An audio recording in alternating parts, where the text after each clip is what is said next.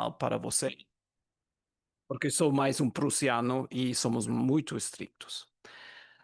Estou aqui como o atual diretor alemão em presença do projeto Messila e cheguei à segunda-feira da semana passada e por isso todavia estou aclimatando-me e vivo em aclimação, por isso vai ser exitoso.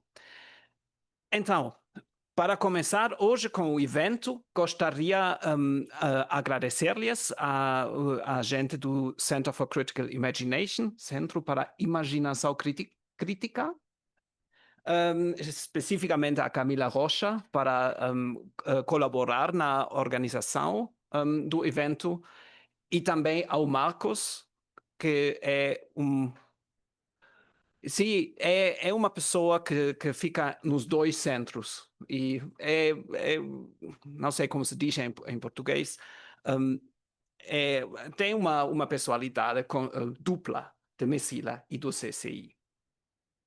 Então, é grande prazer para mim aqui dar-lhes as bem-vindas, dar-lhes as bem-vindas, acho que se diz, e apresentar-lhes o nosso conferencista, e também o comentarista e depois de organizar pouquinho a discussão.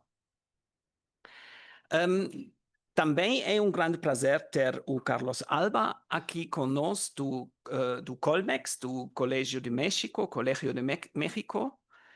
e quando vou ler, para não fazer demasiados erros linguísticos, vou ter problema também linguístico, porque há palavras espanhóis, portuguesas, francesas, então acho que será divertido. Carlos Alba é professor e pesquisador no Colégio de México, com doutorado em Ciências Sociais, realizado pela École des Hautes Études em Ciências Sociais de Paris, em França. Foi membro do Conselho do Colégio de México e atuou como professor e pesquisador visitante em universidades distintas no México, França, Alemanha e Estados Unidos. Em suas pesquisas, trabalha com economias informais, processos de globalização e uma ampla gama de questões ligadas à política e política do desenvolvimento em regiões distintas do México. Carlos Alba também é membro do conselho de várias revistas, por exemplo, a Revista Mexicana de Sociologia, Tempo de Ciência em Brasil, Perfiles Latino-Americanos, também em México, Espiral de México, mas também de uma revista da Société Contemporaine de France, entre outras. E também foi ainda o diretor mexicano do projeto interdisciplinar de estudos de doutorado entre espaços, em cooperação com a Freie Universität Berlin, na Alemanha. E agora mesmo, nessas semanas, é Messila Share. Temos várias formas de intercâmbio, e uma dessas formas é ter Messila Share, que são investigadores principais do Messila, que têm a oportunidade de estar em outro país, em outra cidade, em outro núcleo para fazer suas pesquisas. Depois da sua conferência, o Álvaro Comín, do CCI, vai fazer uns comentários e depois vamos entrar em discussão. O Álvaro é professor do Departamento de Sociologia da Faculdade de Filosofia, Letras e Ciências Humanas da Universidade de São Paulo e coordenador do grupo de pesquisa Mercados Digitais de Trabalho. É membro do grupo de pesquisa Inteligência Artificial e Sociedade. Foi presidente do Centro Brasileiro de Análise e Planejamento, do SEBRAP, entre 2005 e 2008, e professor do programa de pós-graduação do Brazil Institute do King's College, em Londres, entre 2011 e 2014. E acho que você também vive em aclimação, não é? Sim. Então, temos algo em comum. Mas isto foi suficiente de apresentação. Estamos aqui para ouvir o que o Carlos vai apresentar-nos. Tem o micrófono. Muchas gracias por tus generosas palabras, Cristian. pues me siento muy contento y privilegiado de estar en esta tarde, en este lugar, y voy a hacer una presentación más o menos breve de lo que estamos investigando. Eh, el tema, como ya vieron en el documento que les envié, es sobre el trabajo del futuro con derechos laborales, es decir, las personas entregadoras o repartidoras en plataformas digitales en la Ciudad de México. Es un trabajo no individual, sino es un trabajo en equipo. Es un equipo interdisciplinario que participó en esta investigación que voy a presentar. Es decir, participaron juristas, participaron economistas, sociólogos, politólogos, antropólogos, un grupo de 10 personas durante un par de años, y voy a presentarles un objetivo general, que fue tratar de conocer quiénes son estas personas que trabajan en la economía digital, cuál es el perfil sociodemográfico y económico, y sobre todo cuáles son las condiciones laborales de estas personas que trabajan en plataformas.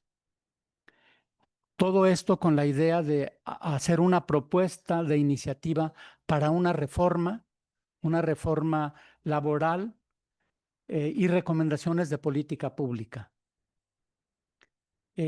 Justificamos este estudio por la preeminencia que tiene actualmente el capitalismo de plataformas, que está en expansión, y por lo tanto es muy importante conocer directamente el tipo de trabajo que se prefigura para el futuro, sobre todo en periodos de escasez de fuentes de empleo. Este tipo de empleo, el estudio de estos empleos resulta relevante. Sobre todo lo vimos con la pandemia, que aceleró el trabajo en plataformas digitales y se ha convertido en el motor de muchas actividades de servicios comerciales, entrega de alimentos, venta minorista, transmisión de música y videos, etcétera, ¿no? Pero además, esta expansión ha generado un fuerte debate en gobiernos, en organizaciones internacionales, en el medio académico y en el sindicalismo, acerca de cómo deben de regularse estas relaciones entre el capital y trabajo cuando interviene esta nueva tecnología. Constatamos que se trata de un trabajo precario al que le hace falta una regulación. Entonces, las dos preguntas principales que ya nuestra investigación son, por una parte, saber quiénes son las personas que trabajan como entregadoras por aplicaciones y cuáles son sus características laborales. Nos acercamos al tema a través de un enfoque cuantitativo y cualitativo.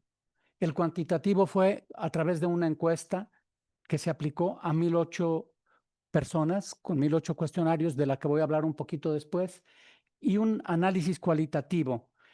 El cualitativo comenzó con un análisis del debate académico, las iniciativas legislativas y los fallos judiciales internacionales que existen en varios países. Y también, como segundo elemento, se hicieron entrevistas semiestructuradas a 60 personas que forman parte de toda la cadena de entrega, es decir, las personas repartidoras, los lugares de donde salen los pedidos, es decir, los dueños o representantes de restaurantes, los clientes que solicitan los pedidos, las autoridades que tienen que ver con el tema, las autoridades laborales, las de la seguridad social, etcétera, y el sindicalismo. ¿Qué piensa cada uno de estos actores a través de entrevistas cualitativas? Y también se hicieron grupos de enfoque con las empresas de plataformas digitales. Tuvimos un grupo de enfoque con las 5 principales empresas de plataformas: Uber Eats, Rappi, Didi y iBoy. Y también tuvimos 3 grupos de enfoque con personas repartidoras. La encuesta consistió en el levantamiento de 1,008 repartidores cara a cara durante 20 minutos, en donde resultó de estos encuentros que el 81% son hombres y el 19% son mujeres, la mayoría menores de 25 años, entre 26 y 40 años el 41% y mayores de 40 años el 18%. La mayor parte se transportan en motocicleta, 52%, en bicicleta, 31%, a pie, 12%, en auto, 4%.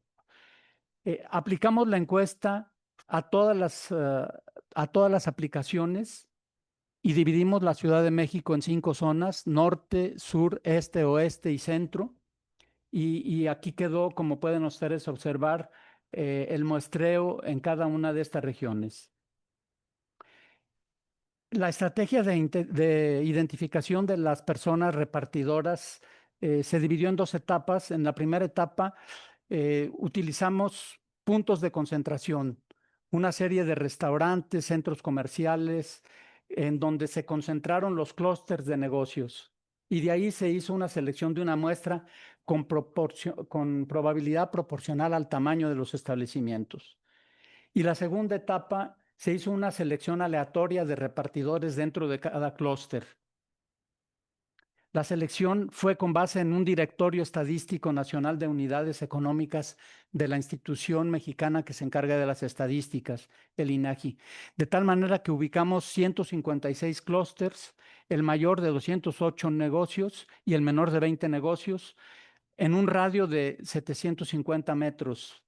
Y se seleccionaron de todos estos clústeres 25 núcleos en donde llegamos a través de un contacto directo a entrevistar al 50% de los 1,000 que nos interesaba, y el otro 50% fue utilizando la técnica de bola de nieve. Entonces aquí tienen el total de los clústeres y a la derecha los que seleccionamos, que estaban ubicados más o menos en todos los rumbos de la Ciudad de México. El contenido del cuestionario rápidamente está dividido en 5 partes.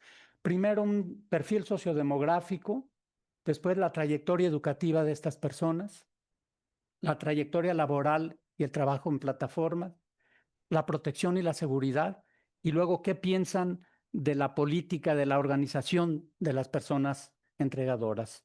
Voy a presentar sumariamente el contenido del cuestionario para luego ir a los resultados. Entonces, en el perfil sociodemográfico tratamos de ver por sexo quiénes son las personas que reparten, por edades, el lugar de nacimiento, las colonias donde nacieron, las personas que tienen a su cargo, si tienen vivienda propia, rentada o hipotecada, los rangos de pagos de renta, etcétera, ¿no? Y en cuanto a trayectoria educativa, ¿qué estudian según el sexo? ¿Por qué dejaron de estudiar las que ya no están estudiando? La edad a la que empezaron a trabajar y el porcentaje de quienes empezaron a trabajar que lo hicieron con protección social. En la trayectoria laboral y trabajo en plataforma les preguntamos el número de trabajos que habían tenido antes de llegar a la plataforma, el tiempo que llevan trabajando en la plataforma, el sector de actividades en el que trabajaban antes, si tenían protección social o no, el tiempo de espera para encontrar trabajo en las plataformas, el empleo, si es único, si es el principal, pero tienen otro, si es complementario, el sector de actividad en el que laboran aparte de la plataforma, los que cuentan con seguridad social, el tipo de seguro con el que cuentan, las horas de trabajo de reparto en plataforma, la distribución del trabajo según plataforma, porque tienen el derecho a escoger plataformas y pueden estar en varias al mismo tiempo. Entonces, ¿cuál es la preferencia que tienen y los motivos por los que escogen esa plataforma? Lo que tienen que invertir para entrar a la plataforma y iniciar su trabajo, lo que más aprecian de su trabajo y lo que menos les gusta. Si trabajan solas o acompañadas y las razones por las que trabajan acompañadas, los principales tipos de mercancías que entregan, las horas que trabajan a la semana, los días trabajados a la semana de lunes a domingo, los días trabajados según sexo, edad, etcétera. Todo se pregunta por sexo, edad y otras categorías sociales. El promedio de entregas a la semana. Los ingresos que perciben. Las propinas que reciben. Los ingresos fuera del trabajo de reparto. las horas de espera de trabajo en un día típico, cuánto tiempo muerto tienen entre entrega y entrega, la autopercepción que tienen de su relación laboral con las empresas de plataformas, la evaluación sobre la variabilidad de los ingresos, las razones que de su perspectiva afectan a los ingresos, los medios de transporte que utilizan en su trabajo, la propiedad de esos medios de transporte, los que pagan renta por el medio, cuánto pagan, las zonas y las alcaldías en que está dividida la Ciudad de México de mayor reparto en la ciudad, el impacto de la pandemia en cuanto a protección y seguridad. Nos interesaba mucho preguntar sobre los accidentes de trabajo, porque de hecho fue una de las razones principales por las que se hizo este estudio. Hubo un incremento muy fuerte en accidentes durante la pandemia. Entonces, se les preguntó sobre accidentes, sobre hospitalización y atención médica, accidentes diurnos y nocturnos, si cuentan con seguro contra accidentes, quién paga el seguro, la frecuencia de robos y asaltos, el acoso sexual, el medio a través del cual tuvo lugar el acoso según sexo, edad y medio de transporte, la instancia a la que recurren los repartidores en caso de accidentes, los principales factores de riesgo, si estarían dispuestas a contribuir al Seguro Social y al Infonavit, que es para la vivienda, en un esquema tripartito en el que participarían con una parte la empresa con otra y el Estado con otra. Las expectativas que tienen de su permanencia en el trabajo, ¿lo ven como un trabajo transitorio de corto plazo o lo ven como un trabajo de largo plazo? Lo que desearían que hiciera a su favor la Secretaría del Trabajo y Fomento al Empleo, la Secretaría de la Movilidad y la Secretaría de Seguridad Ciudadana, es decir, las tres secretarías que tienen más que ver con las personas que están trabajando en la calle. El último punto que les preguntamos es sobre la organización colectiva de estas personas repartidoras. Si participan en alguna asociación, si aceptarían participar en un grupo organizado de repartidores, los motivos por los que participarían en acciones colectivas, los motivos para obtener apoyo del gobierno, si se afiliarían a un sindicato y las razones por las que no se afiliarían a un sindicato, y qué estarían dispuestas a acceder para tener derechos laborales, a conceder para tener derechos laborales. Bueno, voy a presentar sumariamente algunos de los resultados de la aplicación de las encuestas y de las entrevistas. En primer lugar, el trabajo es acaparado, monopolizado por hombres, el 80% por razones de inseguridad, de peligro y de horarios nocturnos. Sin embargo, la inseguridad habría que matizarla mucho porque en el mercado de trabajo, en las calles, están trabajando en la Ciudad de México igual mujeres que hombres. Entonces, ¿cuál es la razón por la que no quieren trabajar, no se ven atraídas las mujeres a trabajar en plataformas digitales, en este tipo de plataformas digitales? En primer lugar, es porque pierden el grupo de referencia que tienen cuando están trabajando en la calle, que saben dónde están, quiénes son sus vecinas y vecinos, a dónde recurrir en caso de peligro, etcétera. Mientras que en plataformas digitales son enviadas a lugares que no conocen y hay una permanente incertidumbre. Aparte de que la manera de asumir el peligro de subirse en una moto o en una bicicleta es diferente. La edad principalmente son jóvenes, 40% menores de 25 años, 42% entre 26 y 40 años. Las mujeres entran más tarde a este tipo de trabajos, cuando ya enviaron a sus hijos o hijas a la escuela. El lugar de nacimiento, contra lo que esperábamos, es principalmente en el Distrito Federal, es decir, en la Ciudad de México. En esto es distinto de otros países en donde hay una fuerte presencia de personas migrantes de Venezuela o de otros países. En México, casi todas las personas son de la Ciudad de México, de una serie de alcaldías de la Ciudad de México. Tienen dependientes económicos el 29%. Cuentan con vivienda propia el 43%, 37% rentada. Es decir, no se trata de las categorías más pobres de la sociedad de la Ciudad de México. En cuanto a la entrada a plataformas, el 90% ingresaron en los últimos 3 años de que aplicamos nosotros esta investigación, es decir, en 2020. Ingresaron el 90% en los últimos 3 años, 3/4 partes en los últimos 2 años y 40% en el último año. Es decir, la pandemia fue un incentivo muy poderoso para incorporar al mercado de trabajo a estas personas que además lo estaban perdiendo ese trabajo en otros lados. Pero contra la narrativa de las plataformas, de las empresas de plataformas, no es un trabajo de estudiantes principalmente. Solo el 19% estudian y trabajan. La escolaridad, el 26% tienen preparatoria, 20% secundaria y 20% licenciatura completa o incompleta. En cuanto a la trayectoria laboral, las jornadas de trabajo de estas personas son más prolongadas de las personas que están en empleos formales. 9 horas y media diarias y esto contrasta con la supuesta flexibilidad. Se habla de que es un empleo que les da mucha flexibilidad. Pues sí, teóricamente da mucha flexibilidad, pero prácticamente exige un trabajo muy intenso, muy prolongado también, a veces hasta altas horas de la noche, ¿no? Las mujeres ganan 20% menos que los hombres.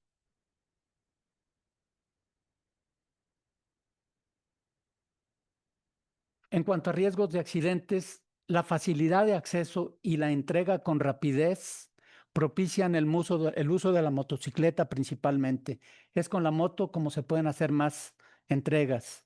Entonces, el 52% trabajan desde la motocicleta, de los cuales la mitad son hombres, mientras que la 1/4 parte de mujeres solo utiliza la motocicleta. El uso de la moto y de la bicicleta propician un alto nivel de riesgo de accidentes. 4 de cada 10 personas sufrieron algún accidente y de esas, la 1/4 parte fue hospitalizada. Esta alta incidencia de accidentes contrasta con la baja protección. Solamente el 27% tienen seguro que les proteja. Además, ese seguro no proviene del empleo en plataformas, sino viene del seguro que les obligó el auto que compraron a crédito o porque la pareja tiene un seguro que les está protegiendo o por algún otro medio, pero no es un seguro que provenga de las empresas de plataformas.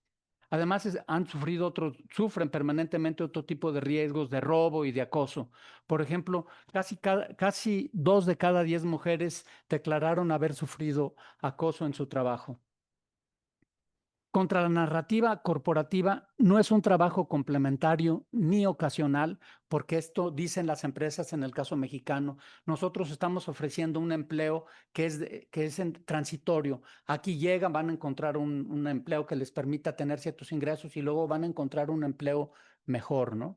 Aquí observamos que no es un trabajo complementario ni ocasional. Para el 80% es el único empleo. Y además les preguntamos, ¿cómo se imaginan dentro de 5 años? La mitad de las personas consideraron que no encontrarían un mejor trabajo y que no pensarían buscarlo porque no creen encontrarlo.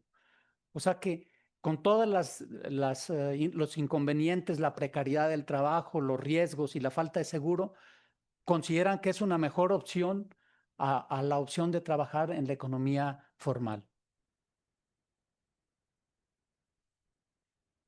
La mayoría de las personas entregadoras vive en la Ciudad de México.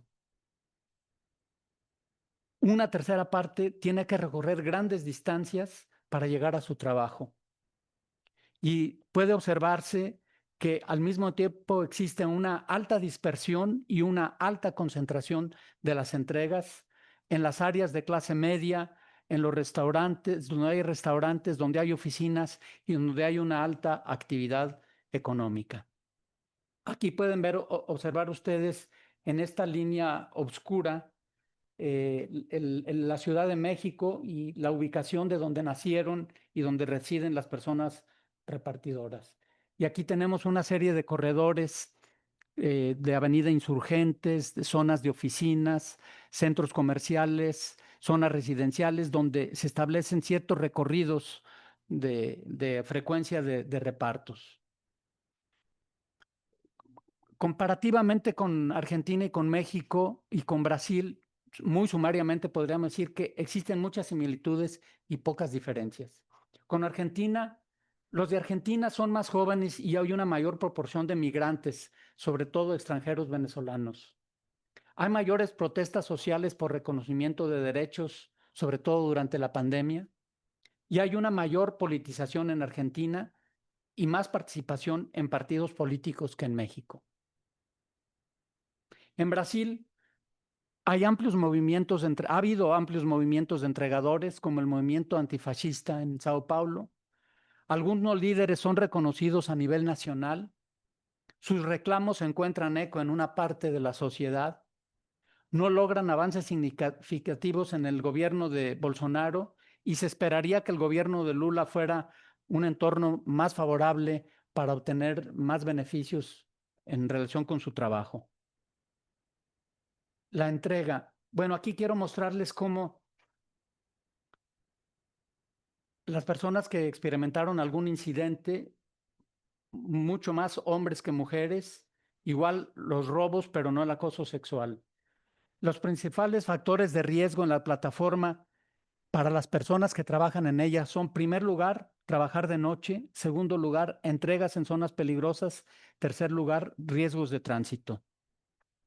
El promedio de entregas realizadas por repartidor en plataformas, aquí se distribuye por días, son 73 entregas a la semana, en donde podrán ustedes observar que los fines de semana el promedio de entregas es superior a los otros días.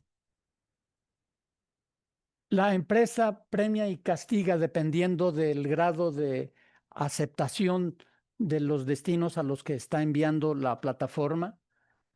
Los hombres son más castigados que las mujeres y el tipo de castigos es principalmente bloqueos por horas en el caso de las mujeres y también en el caso de los hombres, pero más en el de las mujeres, y también en el caso de los hombres bloqueos por días o de plano suspensión o desactivación en los dos casos, pero sobre todo en el de las mujeres. Aquí están los que en el cuadro ustedes pueden observar los que han recibido algún premio por parte de la plataforma. Son más los hombres que las mujeres y el premio ha consistido sobre todo en algún bono, algo económico o entrega de ropa para el transporte, cupones, etcétera. Lo que más les gusta de su trabajo a todas las personas es indudablemente la flexibilidad en el tiempo para manejar sus horarios y, en segundo lugar, el ingreso económico. Lo que menos les gusta es el peligro de accidentes, robos y asaltos y, en segundo lugar, no tener seguridad social.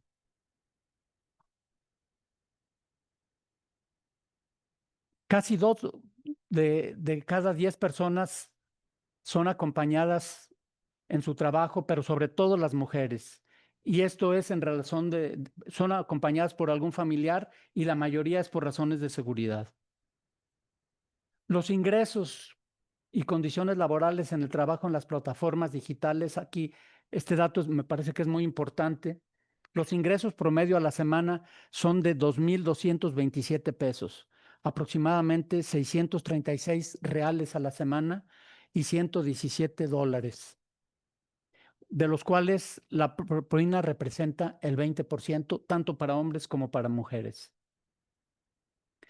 ¿Cómo se perciben las personas repartidoras en la relación laboral? Observamos que menos del 20% se perciben como empleados o trabajadores subordinados a la plataforma. Es decir, bueno, aquí ha habido un cambio. Conforme pasó el tiempo, era un trabajo muy nuevo y se sentían primero muy independientes, muy autónomos. Después cambió este panorama, pero cuando nosotros le preguntamos, la mayoría se consideraba como independiente, como autoempleado. Hay grupos que están en contra que estuvieron, ya no están en contra, pero estuvieron en contra de la regulación laboral. Aquí tenemos manifestaciones en las principales avenidas de la Ciudad de México, en donde se bloquea con las motocicletas la calle en protesta por el intento que está haciendo el Estado de hacer una reforma, por el anuncio de hacer una reforma. Un poco paradójico, ¿no? Dice, la reforma de plataformas nos pega o nos golpea, nos golpea a todos. Infórmate. Aquí otro bloqueo de la calle y bloqueo de grandes avenidas, de las avenidas más circuladas, ¿no?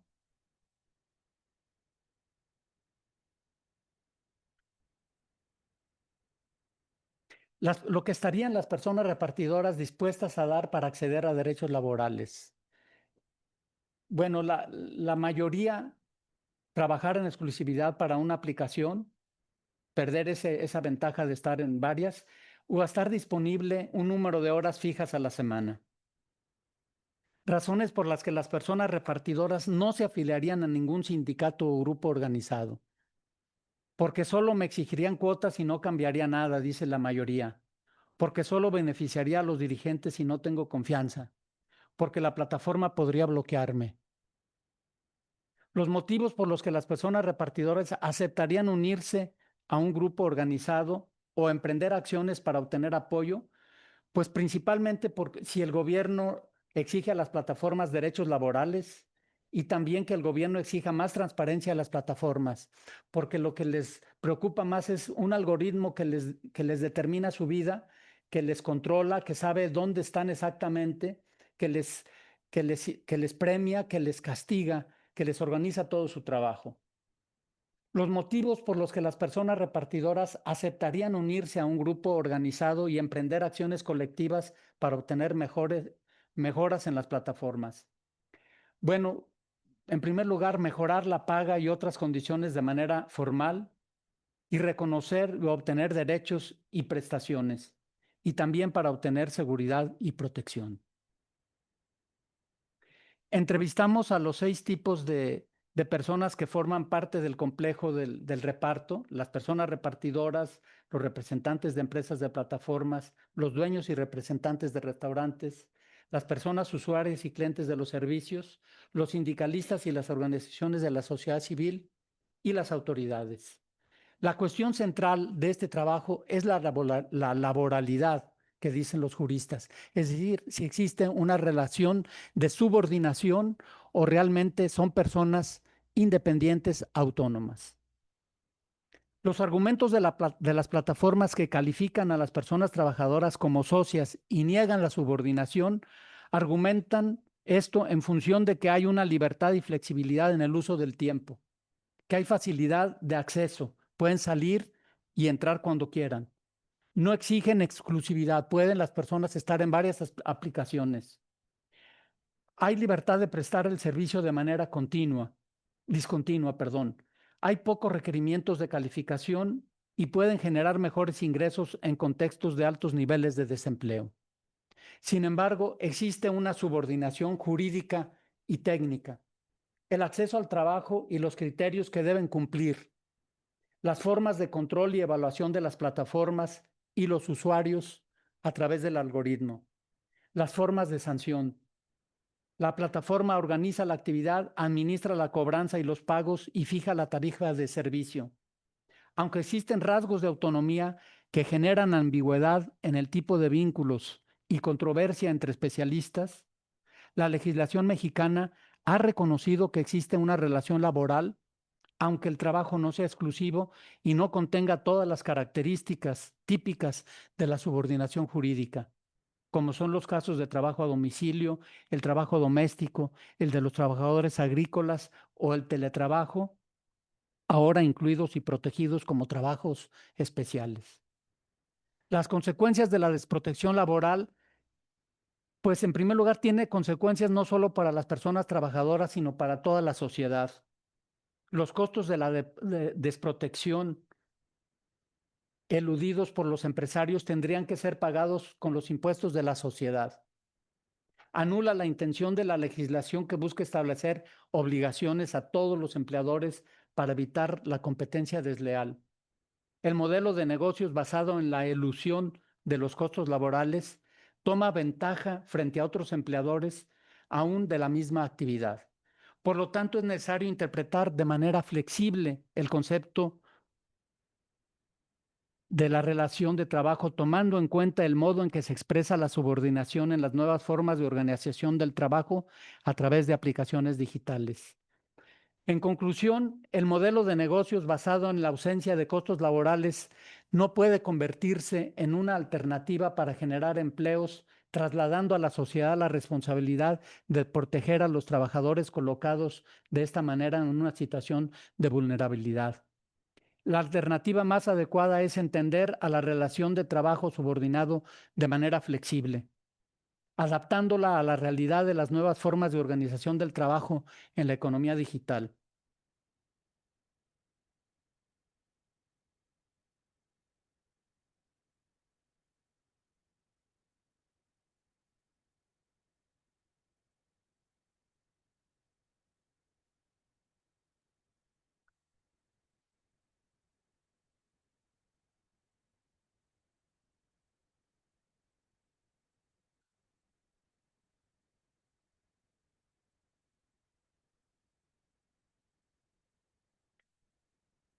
En esa computadora no sé cómo están las flechitas para ampliar en toda la pantalla el...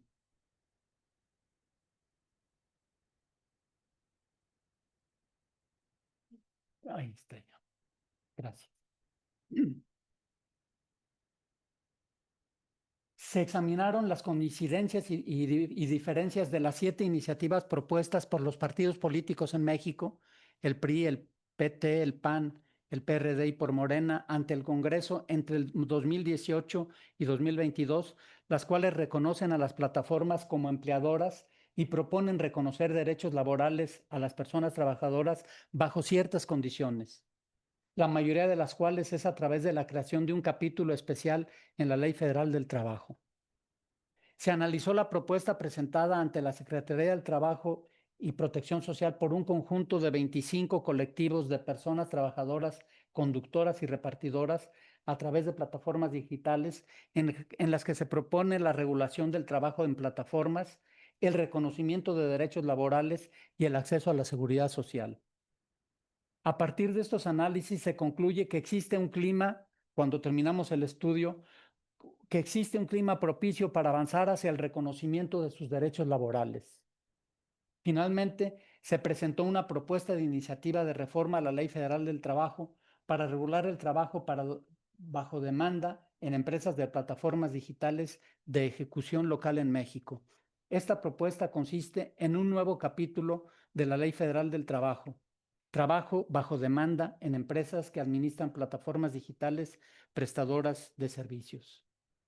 La reforma de la Ley Federal del Trabajo. El 1 de julio entró en vigor la ley que regula el trabajo en plataformas digitales y define qué son las plataformas digitales y quiénes son las personas que trabajan en ella. Aclara cuándo existe una relación laboral subordinada, fija las reglas para el reparto de utilidades, señala la instancia oficial que autorizará y registrará los contratos, define derechos y obligaciones de las personas empleadoras y empleadas, subraya la necesidad de observar una perspectiva de género y marca los compromisos de las instituciones gubernamentales ante estos trabajos. El día que arrancó esta reforma, la plataforma multimedia financiera y de negocios Bloomberg, proempresarial, declaró lo siguiente, que me parece muy importante para tratar de mostrar la descalificación desde el ángulo de las empresas de plataformas. México inicia con baja expectativa, dice Bloomberg, la afiliación de repartidores a la Seguridad Social. La Cámara Baja del Congreso de México aprobó el texto general de uno de los proyectos de reforma laboral más agresivos del mundo, que otorgaría derechos y beneficios adicionales a los trabajadores temporales empleados en aplicaciones digitales como Uber y Didi. Las claves de la reforma hasta ahora las veríamos del siguiente modo. Hasta agosto, es decir, un mes después, se habían acogido a la reforma 1.620.000 personas, de las cuales 620.000 de la Ciudad de México. La ley obliga a las personas ahora a inscribir a las personas trabajadoras al Seguro Social y cubrir sus cuotas patronales. Las personas que generen al menos un salario mínimo al mes, es decir, 80 reales, serán consideradas formalmente empleadas con acceso a seguridad social completa, servicios médicos, atención por maternidad, riesgos de trabajo, aguinaldo, utilidades, pensiones, ahorro para el retiro, es decir, las prestaciones que, aunque carezcan de muchos defectos, que tienen las personas que están en la economía formal. Quienes no alcancen el salario mínimo podrán afiliarse al Seguro Social en forma voluntaria para recibir protección contra accidentes de trabajo. Pues este es más o menos un resumen de este estudio sobre plataformas digitales y muchas gracias.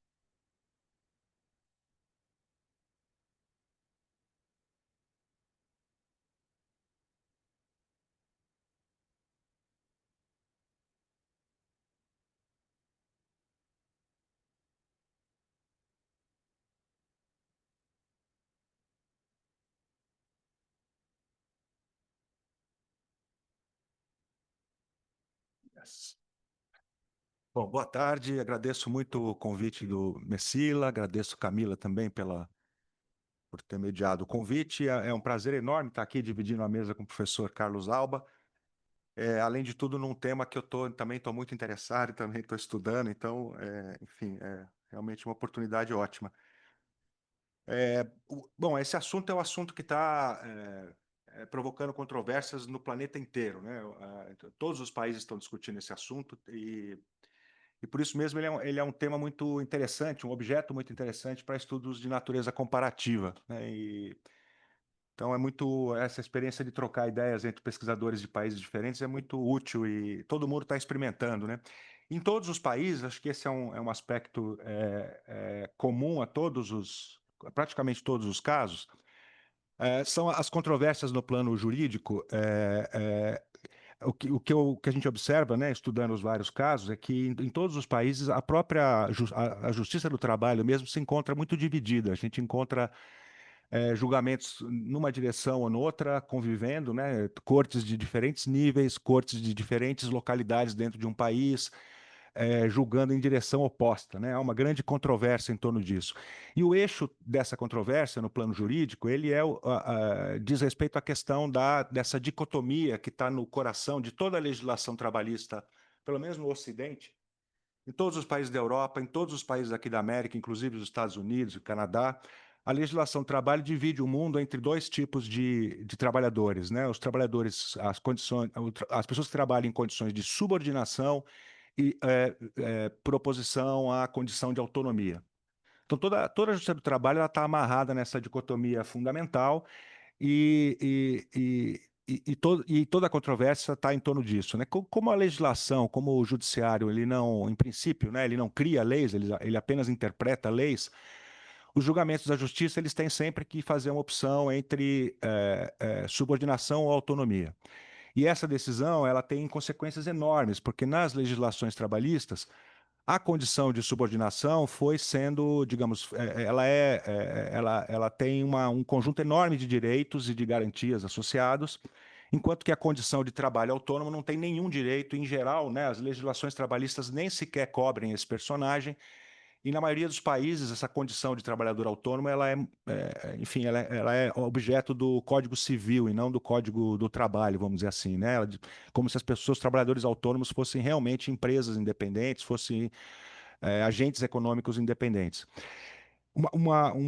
Isso faz algum sentido no caso da Europa, por exemplo, onde o assalariamento se tornou uma forma amplamente dominante de relação de trabalho. Mas quando a gente olha para países como o México e o Brasil, isso é um grande problema, porque nós, na verdade, importamos esse direito do trabalho em uma boa medida, mas nos nossos países, a taxa de assalariamento nunca foi hegemônica, vamos dizer assim, né? A gente tem aí sempre alguma coisa entre um quarto, um terço da população operando fora dessa condição de trabalho Isso cria, né, historicamente, nós temos um déficit, digamos, de proteção social, de reconhecimento de direitos imenso, né? E a discussão das plataformas, de uma certa maneira, ela acorda de novo a percepção pública para o fato de que a legislação do trabalho, de fato, não consegue cobrir uma parte enorme das pessoas que trabalham. Por isso, eu acho essa polêmica ela é muito importante. Quando a gente olha para o plano, sai do judiciário e olha para os legislativos, o que eu observo como tendência tem sido o contrário, né? Enquanto a justiça está presa nessa dicotomia, as iniciativas legislativas, em geral, elas vão no meio do caminho. Elas começam a criar personagens que estão entre a subordinação e a autonomia. Mesmo nos casos em que há um reconhecimento genérico da condição de subordinação, né? A legislação mexicana, assim como a legislação espanhola, por exemplo, ela tem essa característica de reconhecer direitos para os trabalhadores desde que. No caso da Espanha, desde que os trabalhadores cumpram jornadas de período integral. No caso do México, desde que eles tenham uma remuneração mensal que atinja um salário mínimo, né? Quem não cumpre esse desde que continua fora continua fora de qualquer tipo de cobertura, né? Esse é o caso da Espanha e, pelo que eu entendi, no caso do México também. Quer dizer, as pessoas têm que voluntariamente procurar o sistema de proteção e têm que arcar com este custo sozinhas, pelo que eu entendi, né? A empresa não vai... Então, mesmo essas tentativas de criar esses personagens intermediários, elas acabam sempre deixando alguém de fora.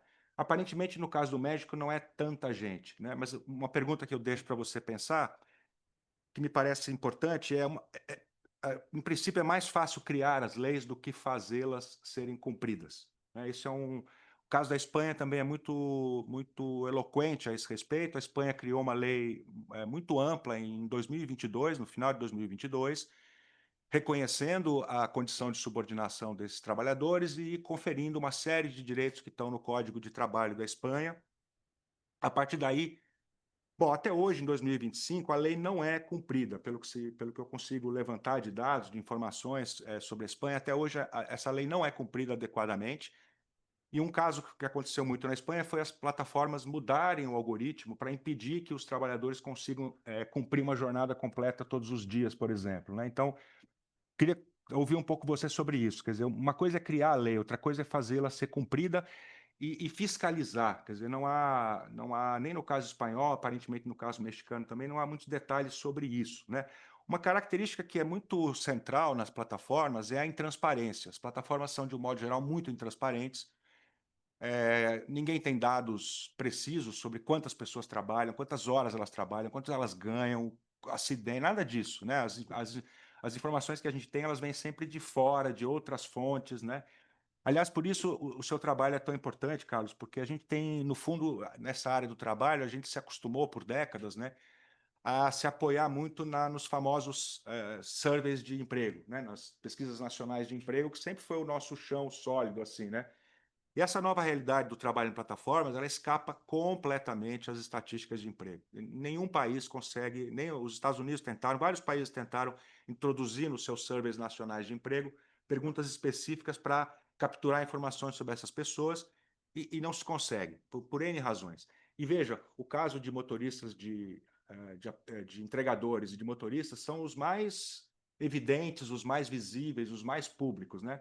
Não estou nem falando, se a gente fosse pensar no trabalho digital em plataformas, por exemplo, aí realmente a gente está completamente no escuro, né? A gente não tem a menor ideia do que seja. E tem muita gente, provavelmente muito mais gente realizando trabalhos digitais do que fazendo entregas de comida, por exemplo, né? Então, sei lá, gostaria de ouvir também um pouco sua opinião sobre isso. Se há iniciativas no México, se você tem acompanhado iniciativas na direção também de incluir esses trabalhadores de plataformas digitais, por exemplo, nesses sistemas de regulação. Isso é importante. Tem um aspecto no trabalho do Carlos e da equipe deles que é muito...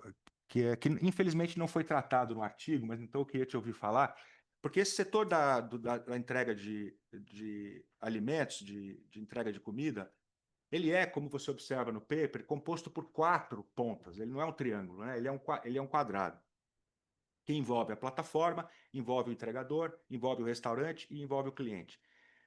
99,9% dos estudos tratam só dos entregadores e praticamente não existe nenhum estudo que tenha olhado para os restaurantes. E os restaurantes são, provavelmente, em termos do número de empregos e de pessoas que eles mobilizam, um setor muito maior do que o de entregas, né? Eu não sei, aqui no caso do Brasil, a empresa que é dominante no mercado de entregas aqui é a empresa chamada iFood. Pelo que se sabe, assim, de comentários de mercado e tal, eles teriam uns 80% do mercado brasileiro de entregas. E agora está rolando uma guerra aí, porque a 99 voltou para entrar nesse mercado, está competindo, mas o fato é que a iFood tem. E o iFood, se você ouve o CEO do iFood falando, ele diz assim: o nosso business não é a entrega, o nosso business é o restaurante, os nossos clientes de verdade são os restaurantes. Pelo que eu sei, conversando com donos de restaurantes, assim, sem nenhuma, sem nenhum, sem nenhum embasamento científico, assim, batendo papo, o iFood fica com alguma coisa entre 25% e até 30% da fatura da refeição que é servida. Então é uma mordida gigantesca, né? Isso tem um impacto imenso.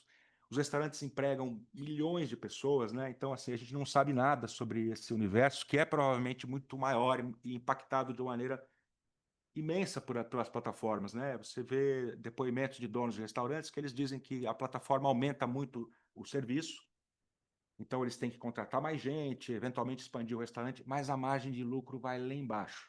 Então eles trabalham muito mais, mas não necessariamente ganham mais com isso. Isso tem reflexo no salário desses empregados que fazem, né, que trabalham nos restaurantes, etc.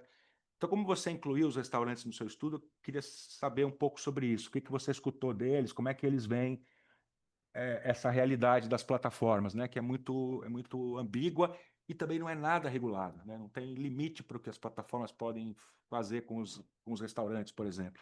No fundo, assim, a grande pergunta que eu queria te fazer era a seguinte: é possível regulamentar o trabalho num tipo de atividade econômica tão obscuro e tão pouco regulamentado como as plataformas?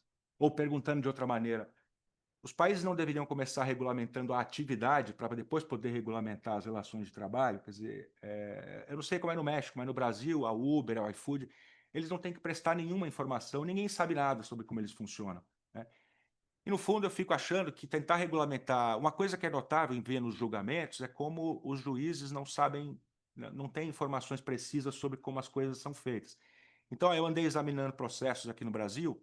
Os juízes que se manifestam contra o enquadramento subordinado, de uma maneira geral, eles repetem, no corpo dos processos, eles repetem o que está escrito na página do Uber, que ninguém tem compromisso de hora, a pessoa pode entrar e sair, tem toda a liberdade. Os juízes replicam isso. E os juízes que são a favor do enquadramento como subordinado, em geral, eles estão apoiados no depoimento de uma vítima, vamos dizer assim, né? De um trabalhador que é o motivo daquele processo em particular. Então, eles também ficam presos a uma realidade muito... que é um caso, na verdade, né? Ninguém sabe, de fato, como é isso, porque as empresas não prestam informação nenhuma. Então, também gostaria de te ouvir um pouco sobre isso, esse debate. Eu vi, por exemplo, em processos na França e na Alemanha, as partes envolvidas, por exemplo, requisitando informações sobre o algoritmo. E as cortes, de uma maneira geral, negam isso. Aqui no Brasil também. Quando algum advogado pede o acesso a dados da empresa, em geral a justiça nega. Então, acho que esse é um ponto chave dessa discussão. Quer dizer, eu estou cada vez mais convencido que se a gente não regulamentar a atividade, em primeiro lugar, e eu estou querendo dizer o seguinte: regulamentar o algoritmo, dizer às empresas o que elas podem e o que elas não podem fazer, antes que elas façam, vamos dizer assim, né? Porque esse é um setor onde as empresas simplesmente inventam as regras do jeito que elas querem. É uma espécie de paraíso, as empresas são um paraíso neoliberal, porque assim não tem regulamentação nenhuma e então os agentes podem fazer o que bem entender e obviamente as plataformas têm um poder gigante e os trabalhadores não têm poder nenhum, né? Então são essas questões. Depois tem eu também gostaria de te ouvir mais sobre a questão do posicionamento dos trabalhadores. Aqui no Brasil também, assim, as pesquisas que eu vi aqui no Brasil, vêm dos resultados da sua pesquisa. Eu vi pesquisas feitas na Alemanha também com entregadores e com motoristas. De uma maneira geral, eles rejeitam a ideia de serem enquadrados como trabalhadores regulares. Isso tem justificativas. Uma coisa que eu descobri, que eu queria saber se você concorda, é o seguinte: dependendo, os países onde o trabalho autônomo ele já tem algum tipo de proteção em relação à previdência, a polêmica é sempre mais é menos grave, vamos dizer assim, e os governos tendem a aceitar melhor a presença das plataformas e tal. Aonde a figura do trabalhador autônomo ele não tem nenhum direito, como é um pouco o caso no Brasil, essa polêmica ela tem mais força, porque é uma questão de tudo ou nada, né? Os trabalhadores não têm direito a nada. Então, isso convive com o fato de que muitos desses entregadores e de motoristas de Uber, etc., são contra o enquadramento como empregados. Eles, em geral, dizem isso porque eles dizem que eles têm muita autonomia, que se eles forem enquadrados como empregados, eles vão ter que cumprir jornadas, etc. Mas também tem muito argumento de que eles não querem pagar impostos, né? Tem uma certa rejeição do Estado, dos sindicatos, dessas coisas todas, né? E há também uma espécie de discurso, eu diria, na literatura sobre o tema, que associa neoliberalismo e essa atitude dos trabalhadores, né? Como se eles portassem, digamos, uma espécie de consciência neoliberal e muito alinhada com a direita. Aqui no Brasil, em particular, se associa muito esses trabalhadores com o voto e uma preferência pela direita e pela direita mais extrema, vamos dizer assim. Queria saber se você percebe isso no público que você entrevistou, se há algum tipo de inclinação eleitoral ou política mais clara que poderia estar associado a esse comportamento mais arredio às leis, às regulamentações, etc. Enfim, se isso é lenda que a gente mesmo cria, né? Enfim, acho que essas são algumas questões assim para a gente conversar. No mais, tem muitas semelhanças mesmo, né? Pensando no Brasil e lendo o seu paper, são mundos muito parecidos, né? Então, enfim, isso aí. Mais ou menos isso, cara. Eu teria mais umas 300 coisas para falar, mas eu não quero monopolizar o debate aqui.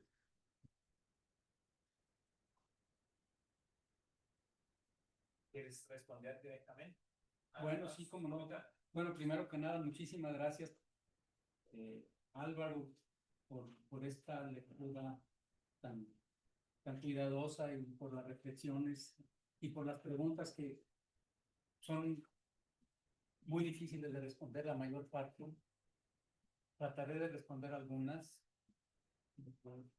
Bueno, empiezo quizá en desorden con el tema de los restaurantes. De hecho, sí tenemos una parte de un estudio sobre los restaurantes. No está al mismo nivel que sobre las personas repartidoras, pero este es el trabajo resultado de esta investigación, el trabajo del futuro con derechos laborales. Y hay un capítulo en donde se habla de los restaurantes y la posición de los restaurantes ante estos trabajos.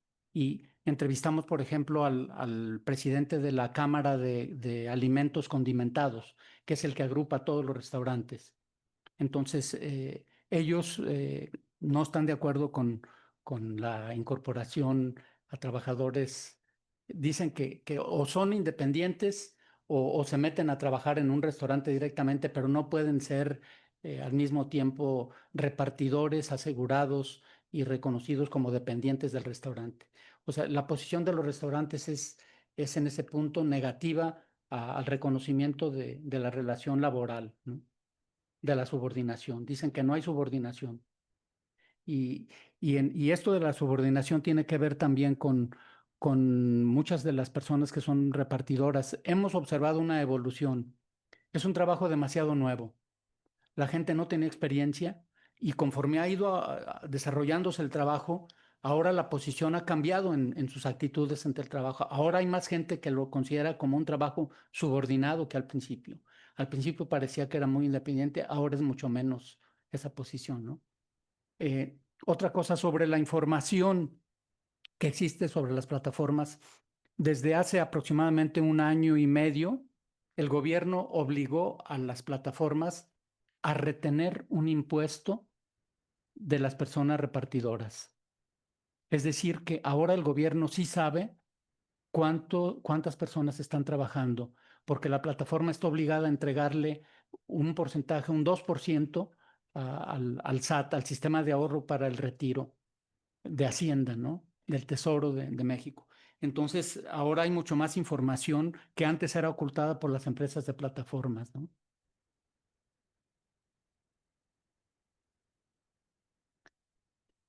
La reacción que tuvieron algunas plataformas, como la más importante, como Uber, ante esta reforma de hace un mes, fue aumentar el precio. O sea, transfirió el precio que tenía lo que tenía que pagar la plataforma por seguridad, lo incorporó al precio de la entrega. Entonces ahora es el cliente el que también va a estar pagando. Nuestra propuesta era de que el, el- la protección social debía ser entregada por una parte por la persona trabajadora, el Estado, la plataforma y el usuario. Todos los beneficiarios, o sea, cuatro partes, no tripartitas, sino cuatro partes, ¿no?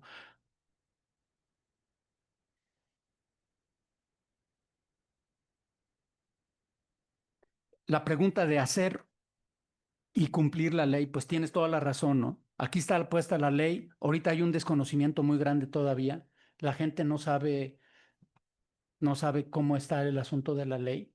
El gobierno está tratando de mandar información a través de redes sociales, pero no ha llegado a hacer publicaciones amplias en televisión, etcétera, ¿no? Pero no hay mucha información todavía y no sabemos qué consecuencias va a tener. Justamente ahorita vamos a empezar un estudio para hacer un seguimiento de las consecuencias de la aplicación de la ley, si se está aplicando o no, cómo están respondiendo las empresas de plataformas, cómo están respondiendo los restaurantes y qué visión tienen las empresas, las personas que participan en la plataforma. Pero están divididas las personas que participan en la plataforma. Hay una tendencia a una caída del sindicalismo en general, ¿no? O sea, el sindicalismo ha perdido vigor, probablemente pertenece a otra época de las relaciones de producción y de trabajo, ha perdido vigor y también se manifiesta aquí. O sea, el sindicalismo no es atractivo para estas personas. Consideran que el sindicalismo de México, un sindicalismo subordinado al Estado, un sindicalismo llamado en México corporativo, que representan no solamente los intereses de los trabajadores, sino del Estado. O sea, el Estado tiene que reconocer a los líderes, no es un sindicalismo autónomo. Entonces hay una muy mala experiencia de estas personas sobre el sindicalismo y no quieren ese sindicalismo.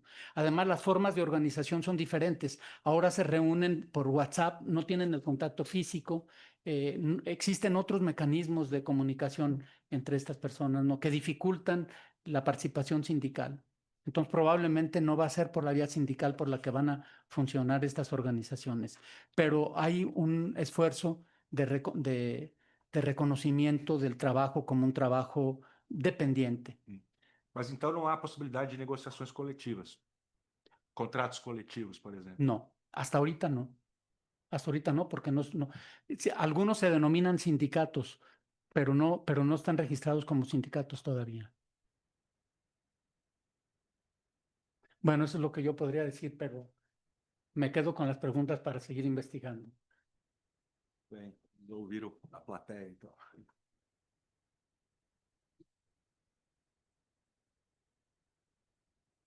Então, podemos abrir a discussão. Eu sabia que o Marcos vai ser o primeiro. Um, vou juntar algumas perguntas de três pessoas para que você possa responder. O Marcos, você e o Samuel. Carlos, Álvaro, muito obrigado. E o Álvaro não está brincando quando ele diz que ele teria 300 perguntas, que eu sei que ele tem mesmo. Eu vou fazer uma bem pequenininha. E a minha pergunta é a seguinte: nesse estudo, vocês perguntaram o que as pessoas faziam antes de trabalhar com aplicativo? Porque, claro, dá para ver aí que 40% tem menos de 25 anos, então provavelmente é a primeira ocupação que eles têm. Mas será que tinha antes? E a sensação das pessoas é que elas tiveram uma caída, né? Um descenso social ou que tiveram um ascenso social? Qual é a sensação que tem? Obrigado.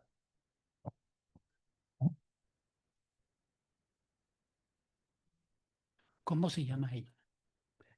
Camila. Camila.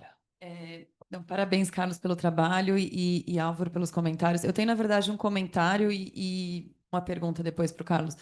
Eu fico pensando assim que eu achei muito boa essa analogia, Álvaro, de falar que, olha, é um paraíso neoliberal, né? Eles fazem o que eles querem porque parece ser um âmbito que nunca ninguém lidou ainda. Só que eu fico pensando que a gente pode refletir sobre outras experiências, né? Então, eu estudo carreira acadêmica, né? E as políticas que incluem a maternidade, mas eu olho como o bem-estar dos acadêmicos na política científica, né? E lá atrás, em 2000, então, há 25 anos atrás, quando eles começaram a NPG, né, então o Movimento dos Estudantes, começou a pleitear por direitos trabalhistas, mas eles não chamavam assim, né, chamavam como direitos de bem-estar para os alunos de pós-graduação, teve uma resistência e tem uma sessão da Câmara que alguém fala assim, ah, mas agora o estudante de pós-graduação vai virar funcionário da CAPES? Então fica nesse limbo de, olha, a gente quer o bônus, mas não quer o ônus. Mas também não dá para deixar estudante sem, por exemplo, a previdência ou adicional de salubridade, que os professores tinham, os alunos estavam no mesmo ambiente e não tinham. A licença maternidade ela acabou sendo considerada de uma outra forma, mas o tipo de tensão é muito parecido, na minha leitura, do que vocês estão falando, né? Porque a gente precisa de alguns benefícios que seriam análogos aos trabalhistas, mas também, se você colocar o ônus, pode acabar com a atividade, né? Se você colocar horas fixas, se você colocar toda essa regulamentação, você vai, inclusive, matar essa atividade, porque ela talvez exista por causa dessa flexibilidade, né? Então, eu fico pensando que talvez as práticas que aconteceram em outras esferas possam ser exemplos interessantes para pensar como que isso foi discutido. Então, não chama de benefício trabalhista. A gente pode falar sobre algumas questões que qualquer pessoa, trabalhador autônomo, precisa ter. Porque daí a discussão foi evoluindo e, atualmente, nos últimos 10 anos, a gente fala, por exemplo, no caso das mulheres, né?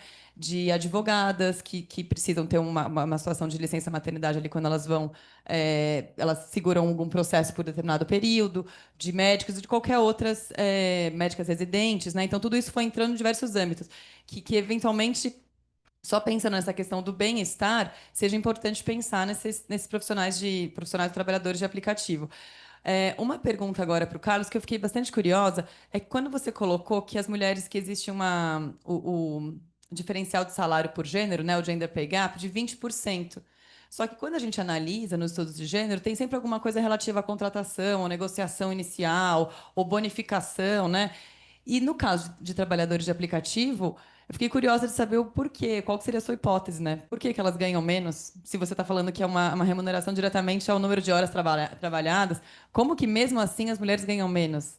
Né? Então é importante que exista essa lente de gênero, né, também para esses aspectos. Que o Samuel aqui na primeira fila.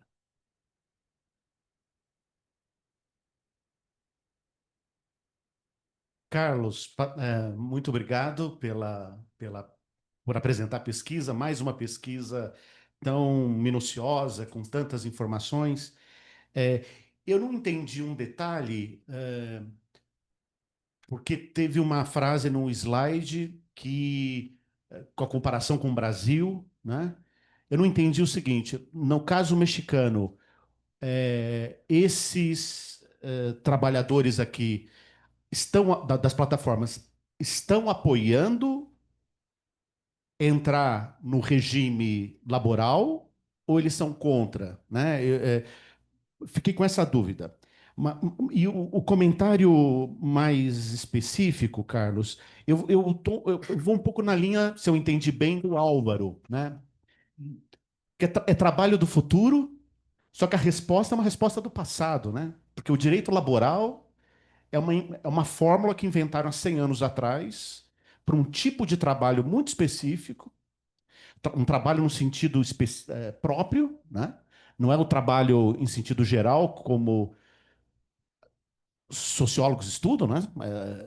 Não, é um tipo de relação jurídica, subordinação, habitualidade, tem características muito particulares.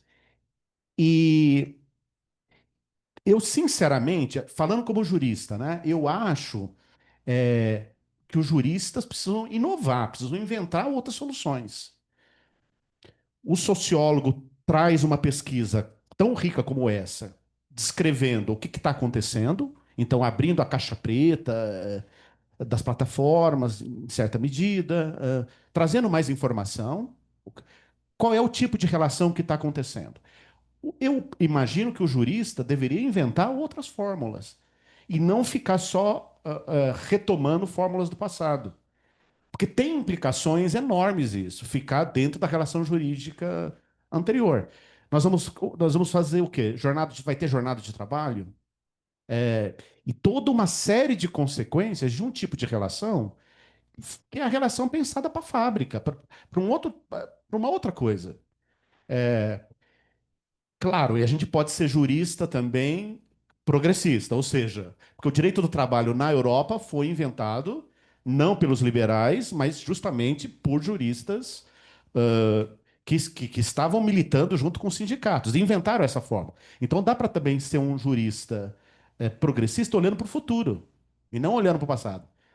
Eu sei que você não é o jurista, você é o sociólogo do grupo aí do projeto. Então, mas eu te falo isso para questionar os seus colegas juristas da pesquisa. Não sei se você entende o meu ponto. Não pode ser trazer a CLT, vamos aplicar a CLT para a relação das plataformas. Isso vai gerar o quê? Informalidade, vai ter outros efeitos.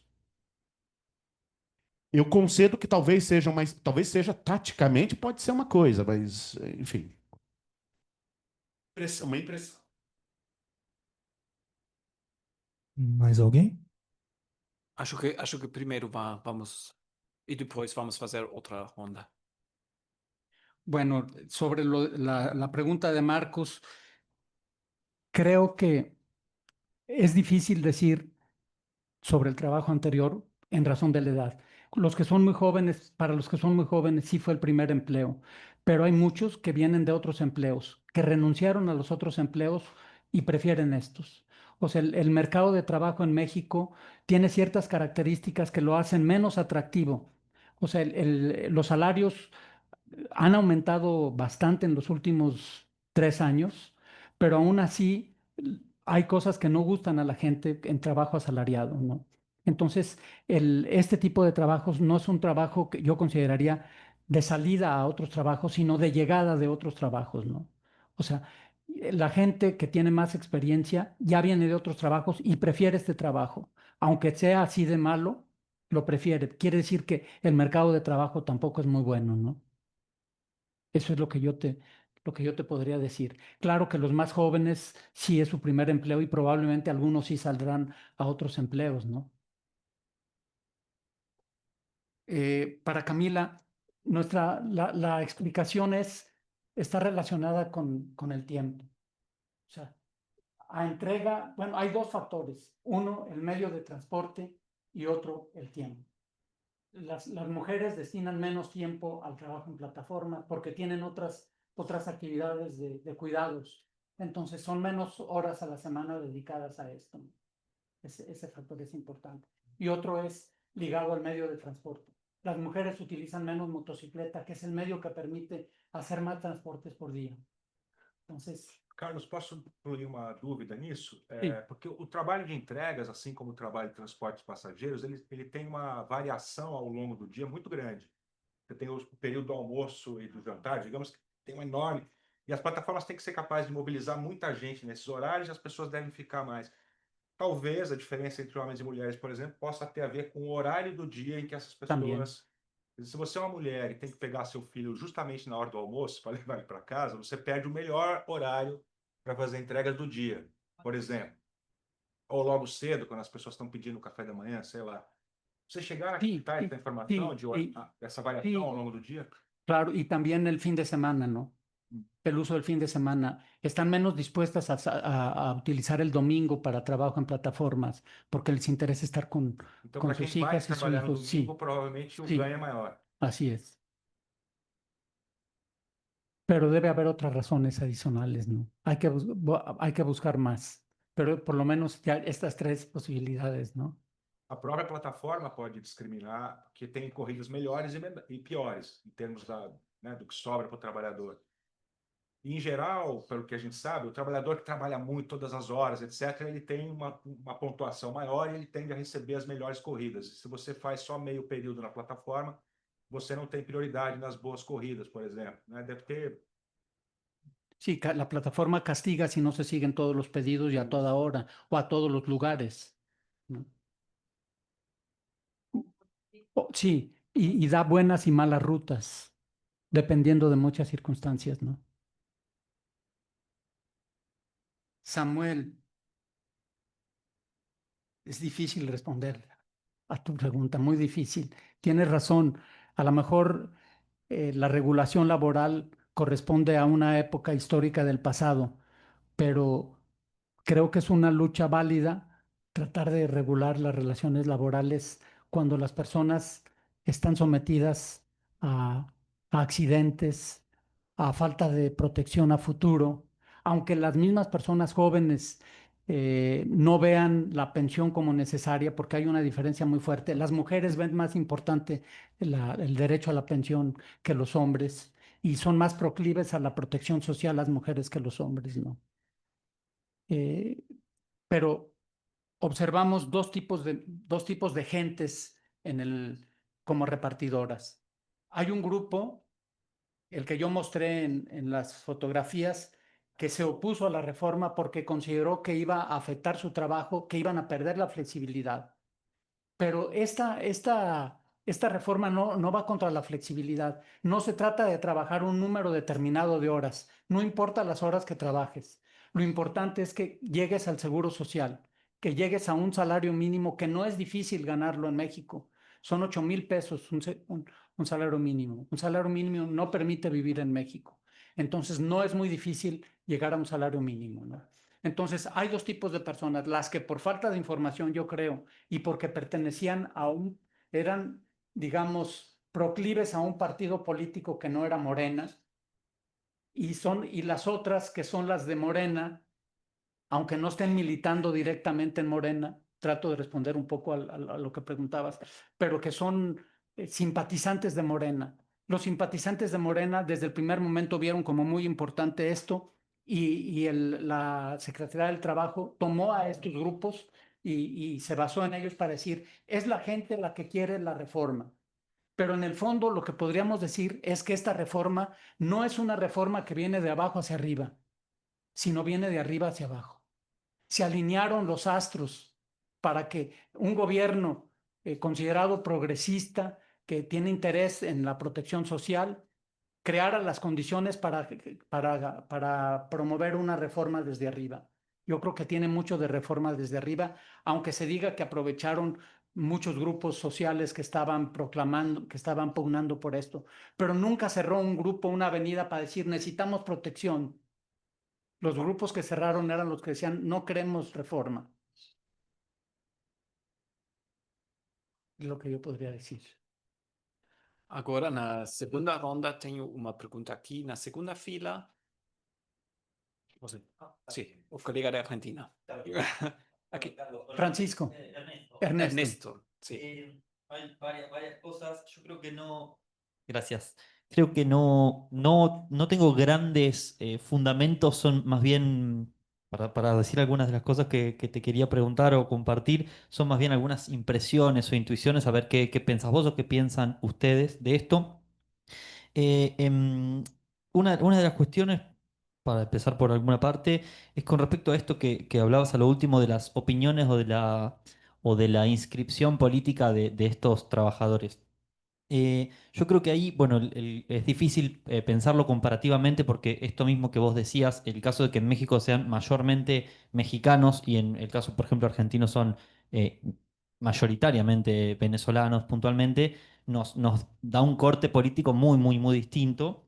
Pero desde un punto de vista más general, yo pensaba si no puede haber una relación entre esta cercanía con algunas opciones electorales de derecha en algunos países por parte de estos trabajadores, con el propio hecho más viejo incluso del trabajo en la calle y de las condiciones de el trabajo, un trabajo relacionado con el tránsito, relacionado con la seguridad. Pensaba en unos estudios viejos de sociología en Argentina, donde, por ejemplo, entrevistando taxistas, los taxistas reconocían en fragmentos de los gobiernos militares como el mejor momento del trabajo desde su perspectiva, ¿no? ¿Y con qué tenía que ver? Con la ausencia de protestas, de cortes de calle, con la disminución, al menos en su experiencia, de asaltos.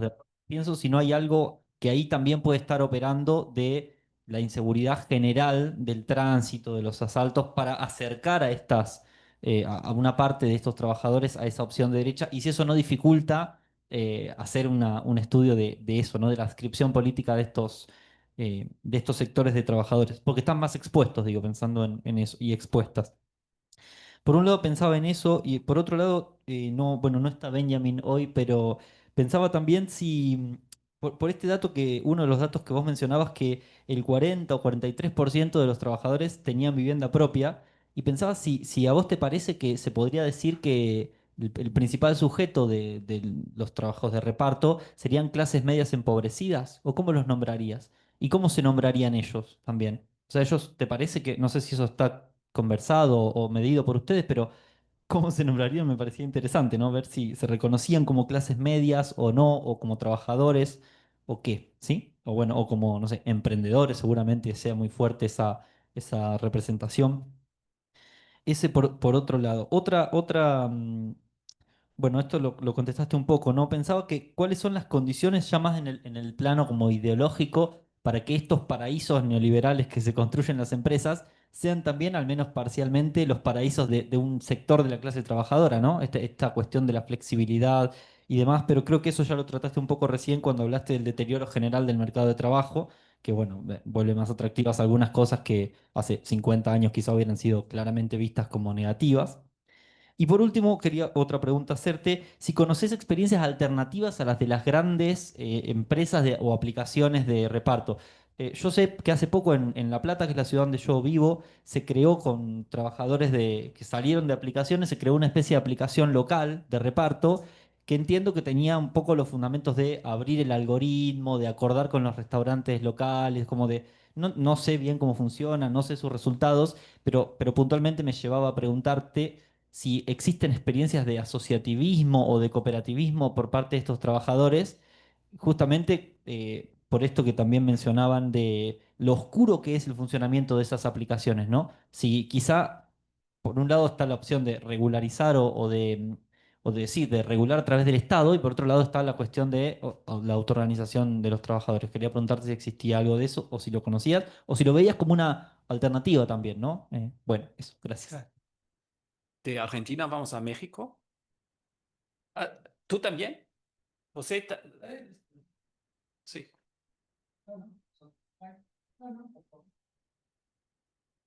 Boa tarde, meu nome é Renan. Obrigado pela exposição, Carlos. Eu tenho 3 perguntas para fazer.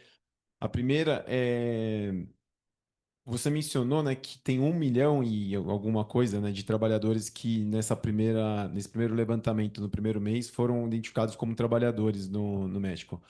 Já foram, nos meses subsequentes, em setembro, por exemplo, já tem um outro levantamento que tem alguma diferença nesse número? Ou você imagina que essa quantidade vai se manter estável?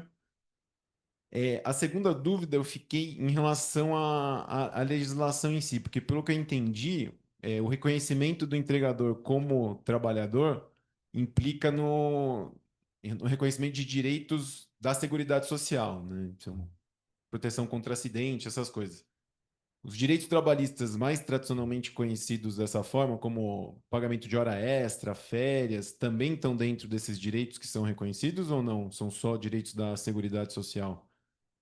E a terceira pergunta é, na pesquisa que você fez o levantamento com os entregadores, tem um número expressivo de pessoas que sofreram acidentes e até que chegaram a ser hospitalizadas. Vocês têm alguma estimativa do impacto que isso tem para a hospitalização dos trabalhadores, para a saúde e segurança deles, né, no geral dos motociclistas? Muchas gracias, Carlos. Yo tengo 3 preguntas, comentarios de algunas cosas que ya se hablaron, pero la primera es que tú tienes un par de datos que, digamos, cuando hablas, o sea, y sería una pregunta un poco más amplia, si puedes, digamos, hablar un poco más del ingreso, pusiste el ingreso promedio, pero no la distribución, los rangos si pudieras hablar si hay rangos de distribución del ingreso. Porque si el promedio está entre 6,000 y pico a 7,000 pesos mensuales, ¿no? Más o menos. 10,000 pesos. 10,000. Entonces, lo que va a pasar es que lo que vamos a tener, si ese es el promedio, vamos a tener un rango muy grande de personas que no pueden entrar en el proyecto de legislación. Porque no cubren los 278 pesos diarios de, digamos, mínimo, del salario mínimo de Ciudad de México, ¿no? Por poner ejemplos de Ciudad de México nada más, que es en donde más tienes, bueno, donde hiciste el estudio y donde la afiliación ha sido la mayor, ¿no? Que es la otra cosa que es medio paradójica, ¿no? Habría que ver, a lo mejor en la Ciudad de México el ingreso es más alto que el promedio nacional y entonces ahí lo que tenemos es que hay una preferencia de los trabajadores por afiliarse a la nueva ley, precisamente porque, digamos, con eso cubren muchas cosas, ¿no? El segundo tema tiene que ver con el aspecto laboral. Y esta es una pregunta, ¿no? Más bien. En Estados Unidos ha habido muchas demandas colectivas de trabajadores de plataformas y de otros tipos de nuevos trabajos asociados con ellos, o como demandas colectivas para tratar de sindicalizarse, ¿no? Está el caso de Uber, hay muchos otros ejemplos, ¿no? Sería interesante ver si y la legislación mexicana ahora permite ese tipo de acción colectiva para sindicalizarse. La pregunta sería si se podría, digamos, promover una sindicalización por esa vía, ¿no? Con ese tipo de estrategia que se está llevando a cabo, por ejemplo, en algunas modalidades en Estados Unidos, ¿no? Esa sería la pregunta, como una alternativa precisamente a un tema en la cual si tú vas a estar dependiendo de la relación laboral con una plataforma o a lo mejor varios tienen con varios, mejor una acción colectiva y un sindicato que promueva eso, como lo hay en otro tipo de sindicatos en México, ¿no? Esa sería la segunda, ¿no? Y la tercera tiene más que ver con una pregunta hablando de comparación entre distintas plataformas, que es un tema de regulación, ¿no?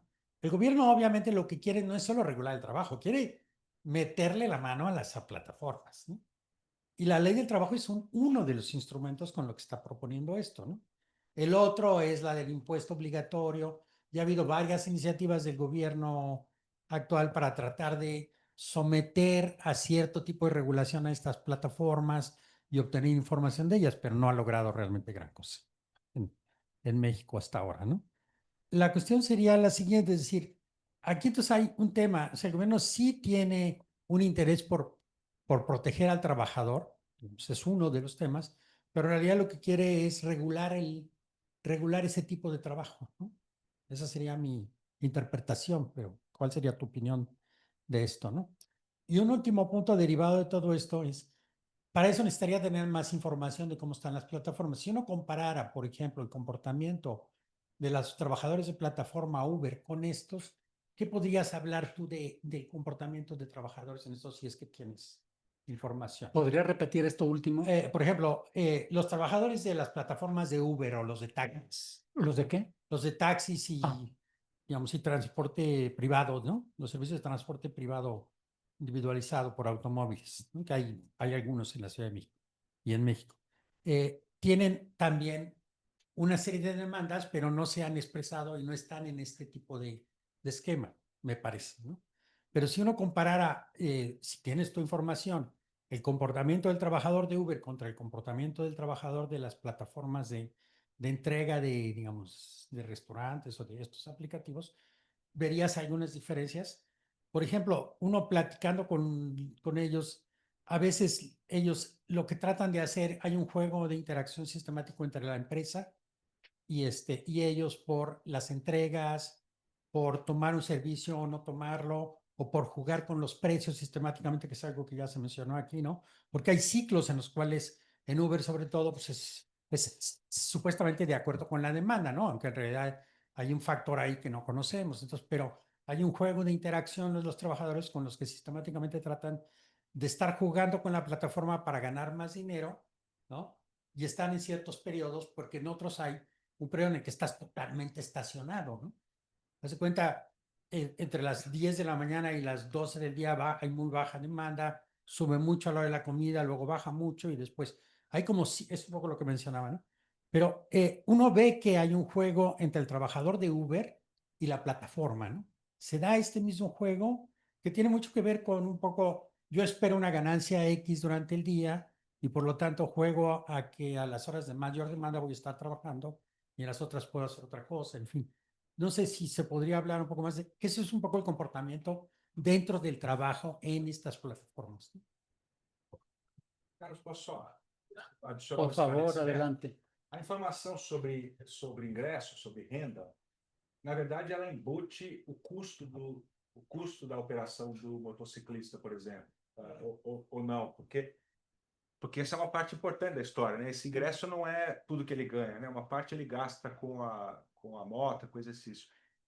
E se for assim, quer dizer, por que cobrar uma porcentagem sobre toda a renda dele para contribuição ou imposto? Na verdade, a gente teria que ser capaz de separar o que é custo do que é salário de verdade, né? Se vocês abordaram isso também de alguma forma, eles têm consciência do quanto eles gastam para... Na minha... Nada más agregando eso, es que también esa es una demanda de los trabajadores de Uber. Ellos dicen, cada vez que hay una regulación nueva del gobierno o que hay un intento de cambio, no solo Uber sube los precios, sino que a nosotros nos reduce la cuota de ganancia. Entonces es una negociación continua ahí de ellos, en la que es muy asimétrica, en la que cada incremento de precio Uber gana más, pero ellos ganan igual o terminan ganando menos, ¿no? Entonces ahí hay un problema serio que podría alegarse de un punto de vista tanto laboral como político sobre la determinación del precio del servicio. Na minha lista tem uma pessoa a mais. Boa tarde, meu nome é Felipe. A primeira pergunta era parecida com o Álvaro. Pelo que eu entendi na lei trabalhista mexicana, agora, essa nova reforma, o trabalhador tem que procurar o governo e falar que atingiu ou não atingiu o salário mínimo, correto? Como ele calcula esse salário mínimo? É em cima do que a empresa paga para ele ou é descontado todos os seus gastos? Isso é uma... eu posso abrir um aplicativo, eu ganhei muito mais do que um salário mínimo. Se for descontar os gastos da minha moto, eu ganhei muito menos do que um salário mínimo. Como que o governo trata essa questão para garantir direitos ou não para esses trabalhadores? E a segunda questão, entrevistando também muitos motoristas e entregadores aqui no Brasil, primeiro que o perfil é muito parecido, é muito interessante esse debate, como é parecido o Brasil com o México. E há um debate muito grande sobre... Enfim, acho que vem um pouco da trajetória profissional deles, que ou estavam em empregos formais muito precarizados, ou estavam em setores autônomos ou desempregados, que os direitos trabalhistas não melhorariam a condição de trabalho deles. Pelo contrário, piorariam. Então vai começar a descontar imposto e por aí vai. Então eu prefiro que o meu trabalho continue assim. E a saída para melhorar de vida seria... Normalmente vem em duas fases. Eu quero receber mais pela minha corrida, então quero que o governo regulamente um valor do quilômetro rodado, ou eu quero que a plataforma receba menos do que ela cobra, então que o governo regulamente essa taxa da plataforma. E ele fala que a partir disso eu consigo calcular minhas férias, meu 13º, minha viagem de fim de ano, então quanto mais dinheiro eu ganhar, mais liberdade para mim conseguir também me autogarantir os direitos trabalhistas. Então, acho que a principal reivindicação de entregadores daqui no Brasil envolve muito a questão das tarifas. Se isso aparece de algum jeito no México também, né, nas manifestações de entregadores.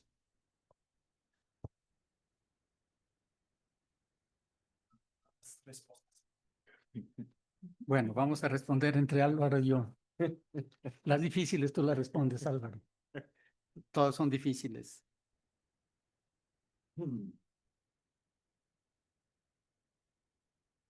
Bueno, Ernesto, tú fuiste, en esta ronda tú fuiste el primero, ¿no?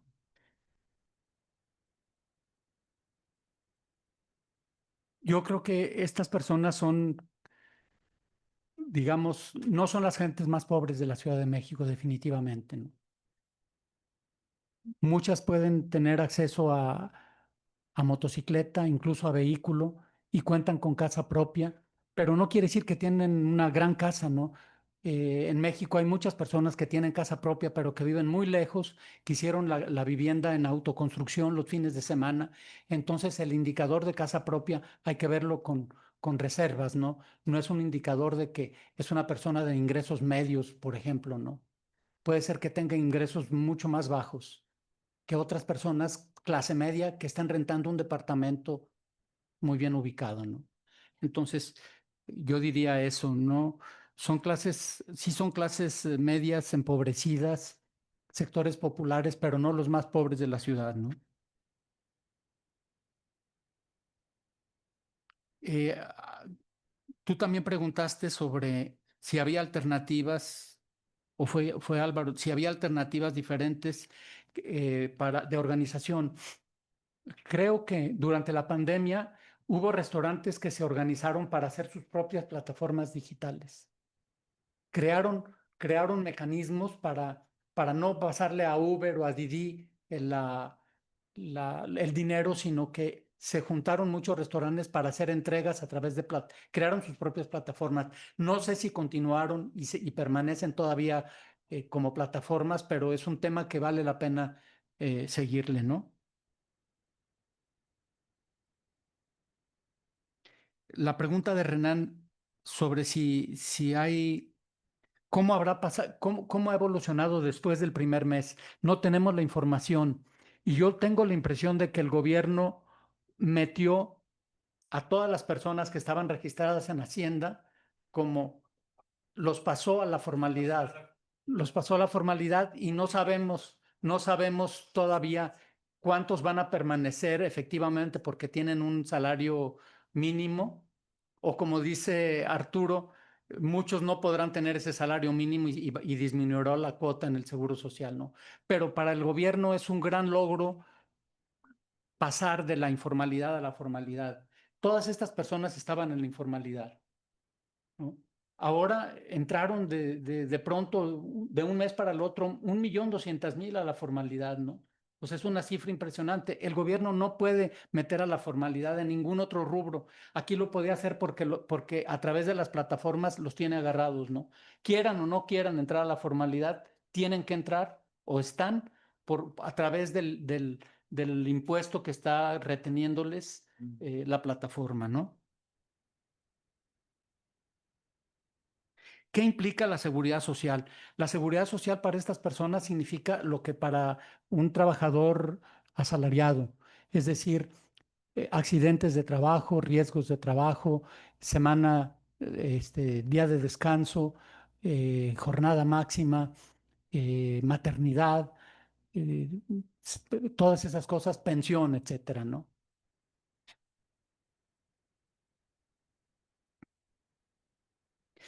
Los rangos de ingresos promedio que comentaba Arturo, totalmente de acuerdo. No sabemos si van a mantenerse o no estas personas, ¿no?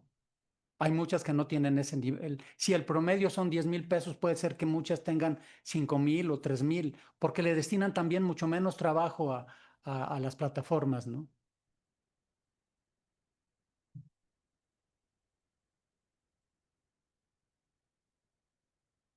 Sobre la cuestión sindical a futuro, es una incógnita.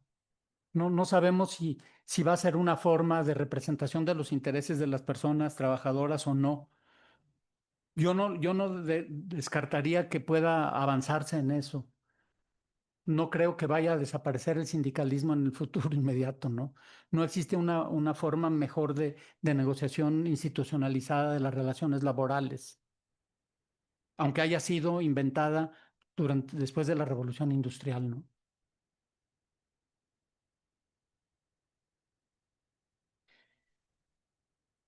Nosotros no estudiamos a los choferes, a los conductores de autos, sino solamente a las personas repartidoras. Entonces no puedo hacer una comparación entre estos dos sectores. Ahora sí vamos a estudiar las consecuencias de la reforma con estos dos tipos de personas, pero no tengo posibilidad de hacer una comparación de ellas. Simplemente diría que yo personalmente pienso que, que tienen un mejor nivel económico las personas de autos y que durante la pandemia hubo un cambio importante, hubo una disminución notable de personas choferes y un aumento notable de personas entregadoras de alimentos y que esto se modificó después de la pandemia, ¿no? Sobre la pregunta de Cumming, son ingresos brutos, no son ya utilidades, ¿no? Entonces sí habría que descontarle a ese total los costos que tienen de gasolina, del equipo, etcétera, ¿no? Pues es lo que yo podría decir de las preguntas que ustedes me formularon. Posso fazer uma... Por favor, Queria adelante. fazer uma provocação aqui a título de reflexão. Voltando ao debate da subordinação e da autonomia, pessoalmente, assim, eu não tenho nenhuma dúvida de que o trabalho feito em plataformas é um trabalho subordinado. O problema do enquadramento é que primeiro, que o conceito de subordinação ele é surpreendentemente pouco desenvolvido nas legislações trabalhistas. É notável como a ideia de uma relação de emprego ela é tão naturalizada no contexto europeu que muitos países, o caso da Alemanha, o caso da França e da Espanha, só vieram a detalhar o que significa a relação de emprego há poucos anos atrás, muito pressionados por essa nova realidade. Mas o ponto que eu queria provocar de reflexão é o seguinte: reconhecer o trabalho como subordinado e regulamentá-lo como subordinado aponta na direção de reforçar o caráter subordinado desse trabalho, inclusive empurrando a empresa na direção de controlar mais, de ter uma jornada de trabalho. Porque o problema do conceito de subordinação é que, historicamente, ele está muito ligado a ideias de tempo e espaço, como jornada de trabalho e local de trabalho, que as plataformas explodem esses conceitos. Então, optar pelo reconhecimento da subordinação vai na direção de reforçar essa característica, que é aparentemente tudo o que os trabalhadores rejeitam, eles não querem ser subordinados. Então, a provocação é a seguinte: a legislação também poderia ser feita na direção contrária, de garantir que esses trabalhadores fossem efetivamente autônomos. Então, por exemplo, proibindo as plataformas de suspender trabalhadores ou de colher avaliações e usar avaliações para punir os trabalhadores, proibir as plataformas de usar esquemas para que os trabalhadores tenham que se fidelizar a uma plataforma só, impedindo que eles trabalhem. Enfim, pensando alto, quer dizer, seria possível também pensar numa legislação que fosse na direção de realmente garantir que eles tivessem autonomia frente às plataformas. O único caso que eu conheço que se aproxima disso me parece ser o caso francês. Na França, a legislação, a decisão até aqui foi de reconhecê-los como trabalhadores autônomos, porém com uma série de prerrogativas que limitam a capacidade das plataformas por exemplo, que obriga as plataformas a fornecer um informativo semanal com quantas horas eles trabalharam, quanto a plataforma descontou da corrida dele, uma série de medidas que vão na direção de afirmar a autonomia. De uma certa forma, me parece que isso iria mais na direção do que os trabalhadores querem, né? Uma coisa que me chocou muito ao estudar os casos nacionais é o quão pouco os trabalhadores de verdade, né, os entregadores, os motoristas, participam dessas negociações.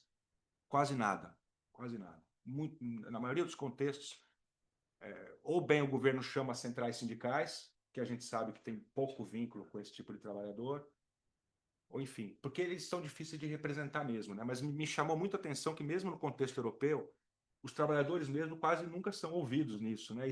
E quando eles são ouvidos, em geral, a posição majoritária é de rechaçar o vínculo tradicional do emprego subordinado.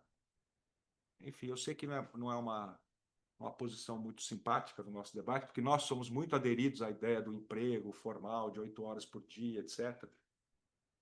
Nós, que eu digo sociólogos, né, nós somos muito aderidos a esse modelo de vida e tal, né, mas eu acho que vale a pena pensar no outro caminho também, porque,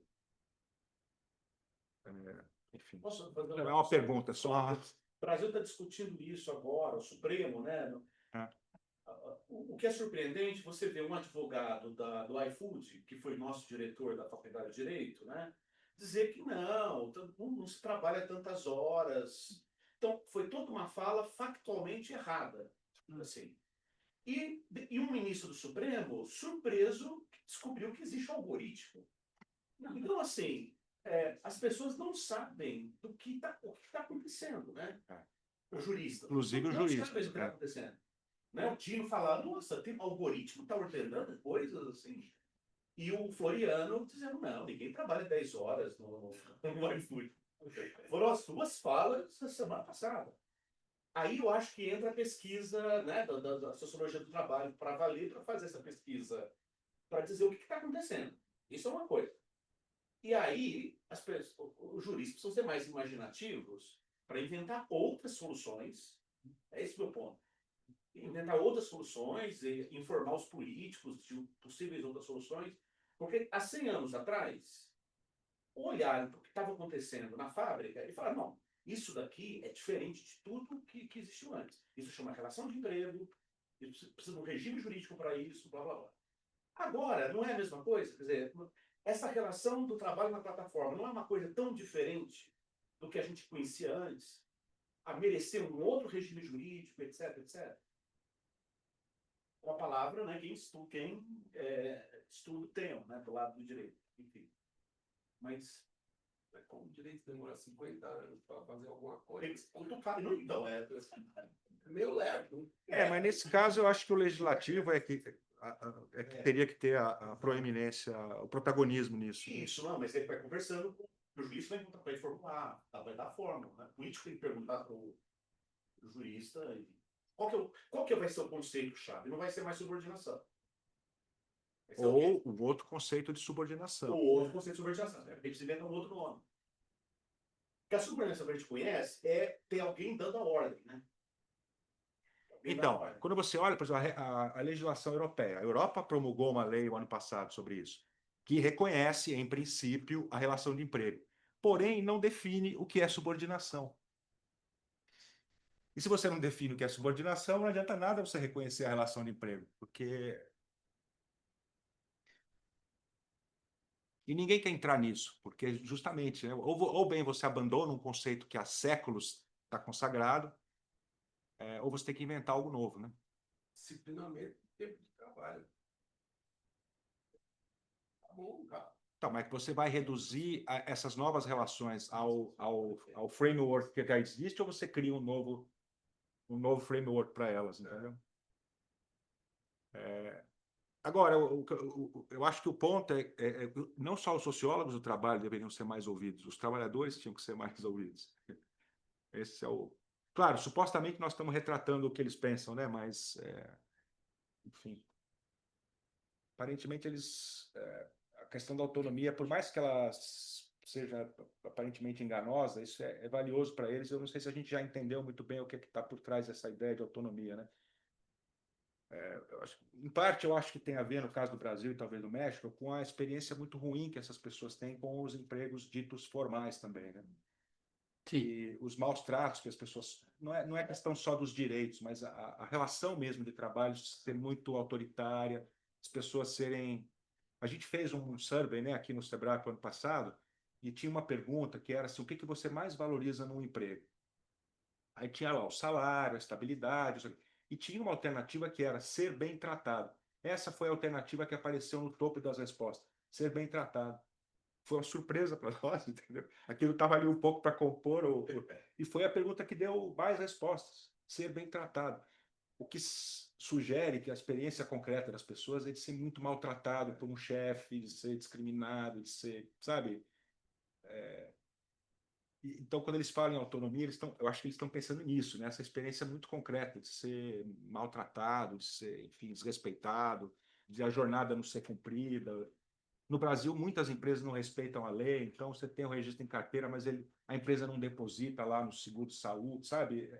Então, é uma experiência concreta que a gente tinha que conhecer melhor. O país com trabalho escravo. Percebe? Eu estou dando um comentário, porque eu sou do direito, né? Então, uma coisa que eu acho que é importante a gente lembrar, que assim, apesar da gente falar CLT de 1943, a gente lembra, parece que o Vargas está vindo com a CLT, né? Para regular o trabalho que a gente vê. Em 2011, a gente teve uma reforma no artigo 6º da CLT que equiparou a subordinação direta, essa que é dada, né, pelo carregado da empresa, pelo que é posto ali, com a subordinação emitida por forma telemática e informacional. Então, assim, a gente já tem, no ordenamento jurídico brasileiro, alguma aproximação disso e antes mesmo das plataformas entrarem nesse debate. Mas o que eu queria falar disso é que eu vi algumas dessas audiências públicas que aconteceram quando o governo federal mandou o PLP 12, né, para regular.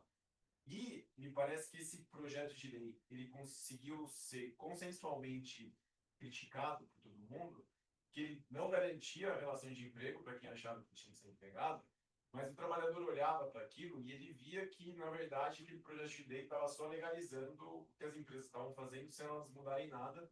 E os trabalhadores identificam que, apesar de eles quererem ser autônomos, eles são controlados.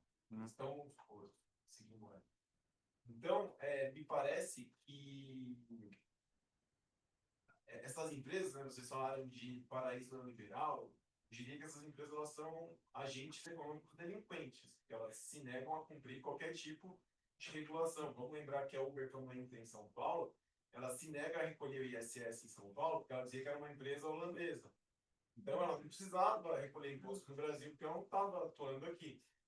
E, enfim, ela vai mudando isso ao longo do tempo, né, conforme ela vai sendo extangida. Mas as empresas elas também não estão topando garantir autonomia para os trabalhadores. Isso implica mudar a forma de organização da atividade econômica que elas desenvolvem, e elas não estão topando fazer isso. Né? E elas têm um lobby poderoso ali dentro do Congresso, né? Elas conseguem se articular muito melhor, né, para influir ali na legislação.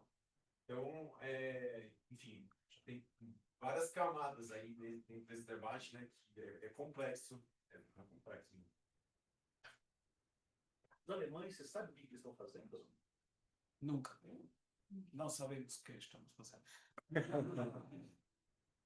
No caso das plataformas de transporte, do Uber, eles simplesmente fecharam a porta para eles.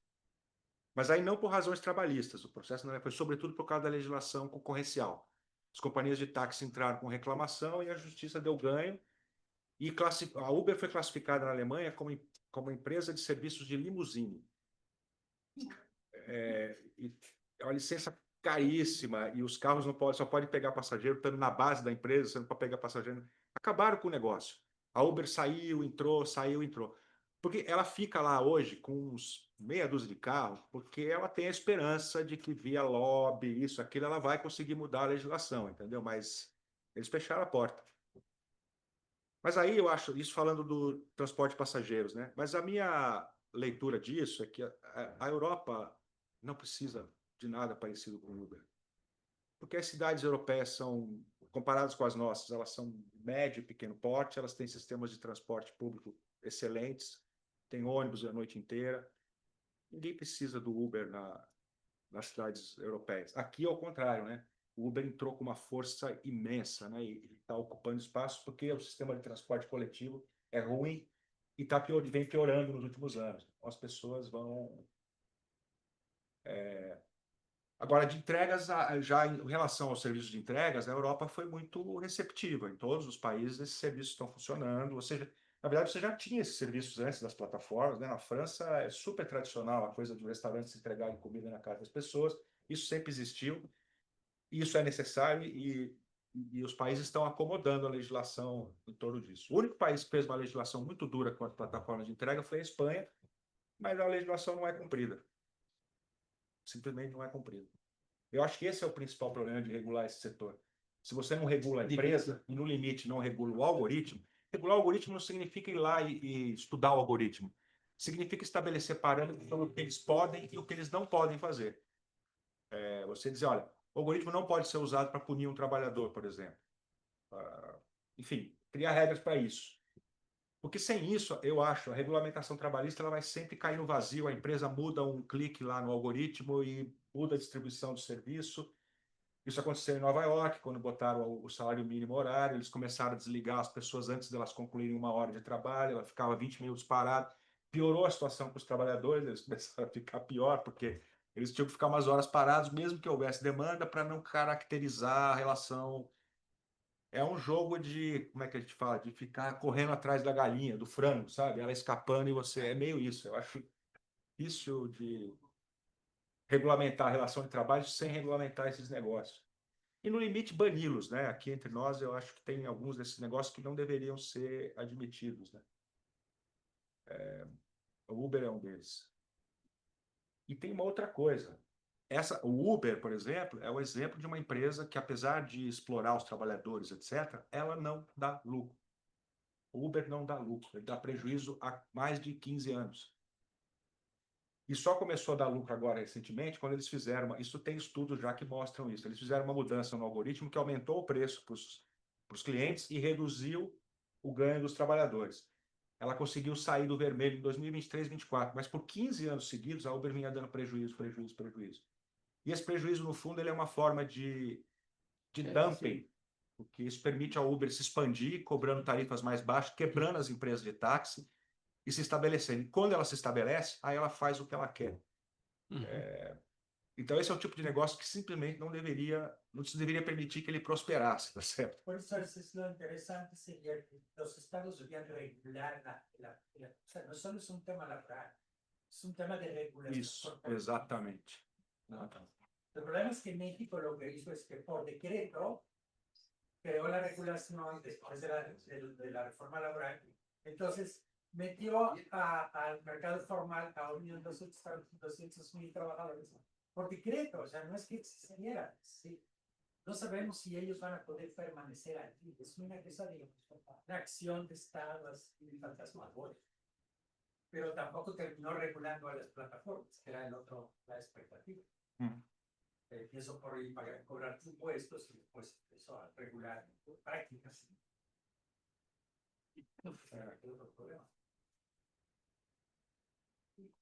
Aqui no Brasil, eu acho, a Uber não sobreviveria se a legislação fosse integral, a lei trabalhista fosse integralmente aplicada, eles iam embora. E esse, aliás, é um argumento que aqui no Brasil é muito usado pelos motoristas. Eles dizem, se impuser, a empresa vai embora e vai acabar meu emprego. E eu acho que eles têm razão nisso, porque ela já não consegue ganhar dinheiro explorando no nível máximo como ela explora. Se você dobrar o custo e botar ali todos os impostos que tem, então, assim, eu acho que o negócio de plataformas pode continuar existindo, mas o modelo não pode ser um modelo capitalista de alto ganho, etc., porque a atividade em si não é lucrativa o suficiente para garantir a margem de lucro que uma empresa mega como a Uber espera e, ao mesmo tempo, pagar decentemente o trabalhador e pagar imposto e contribuir com a Previdência. A conta, na minha opinião, não fecha, entendeu?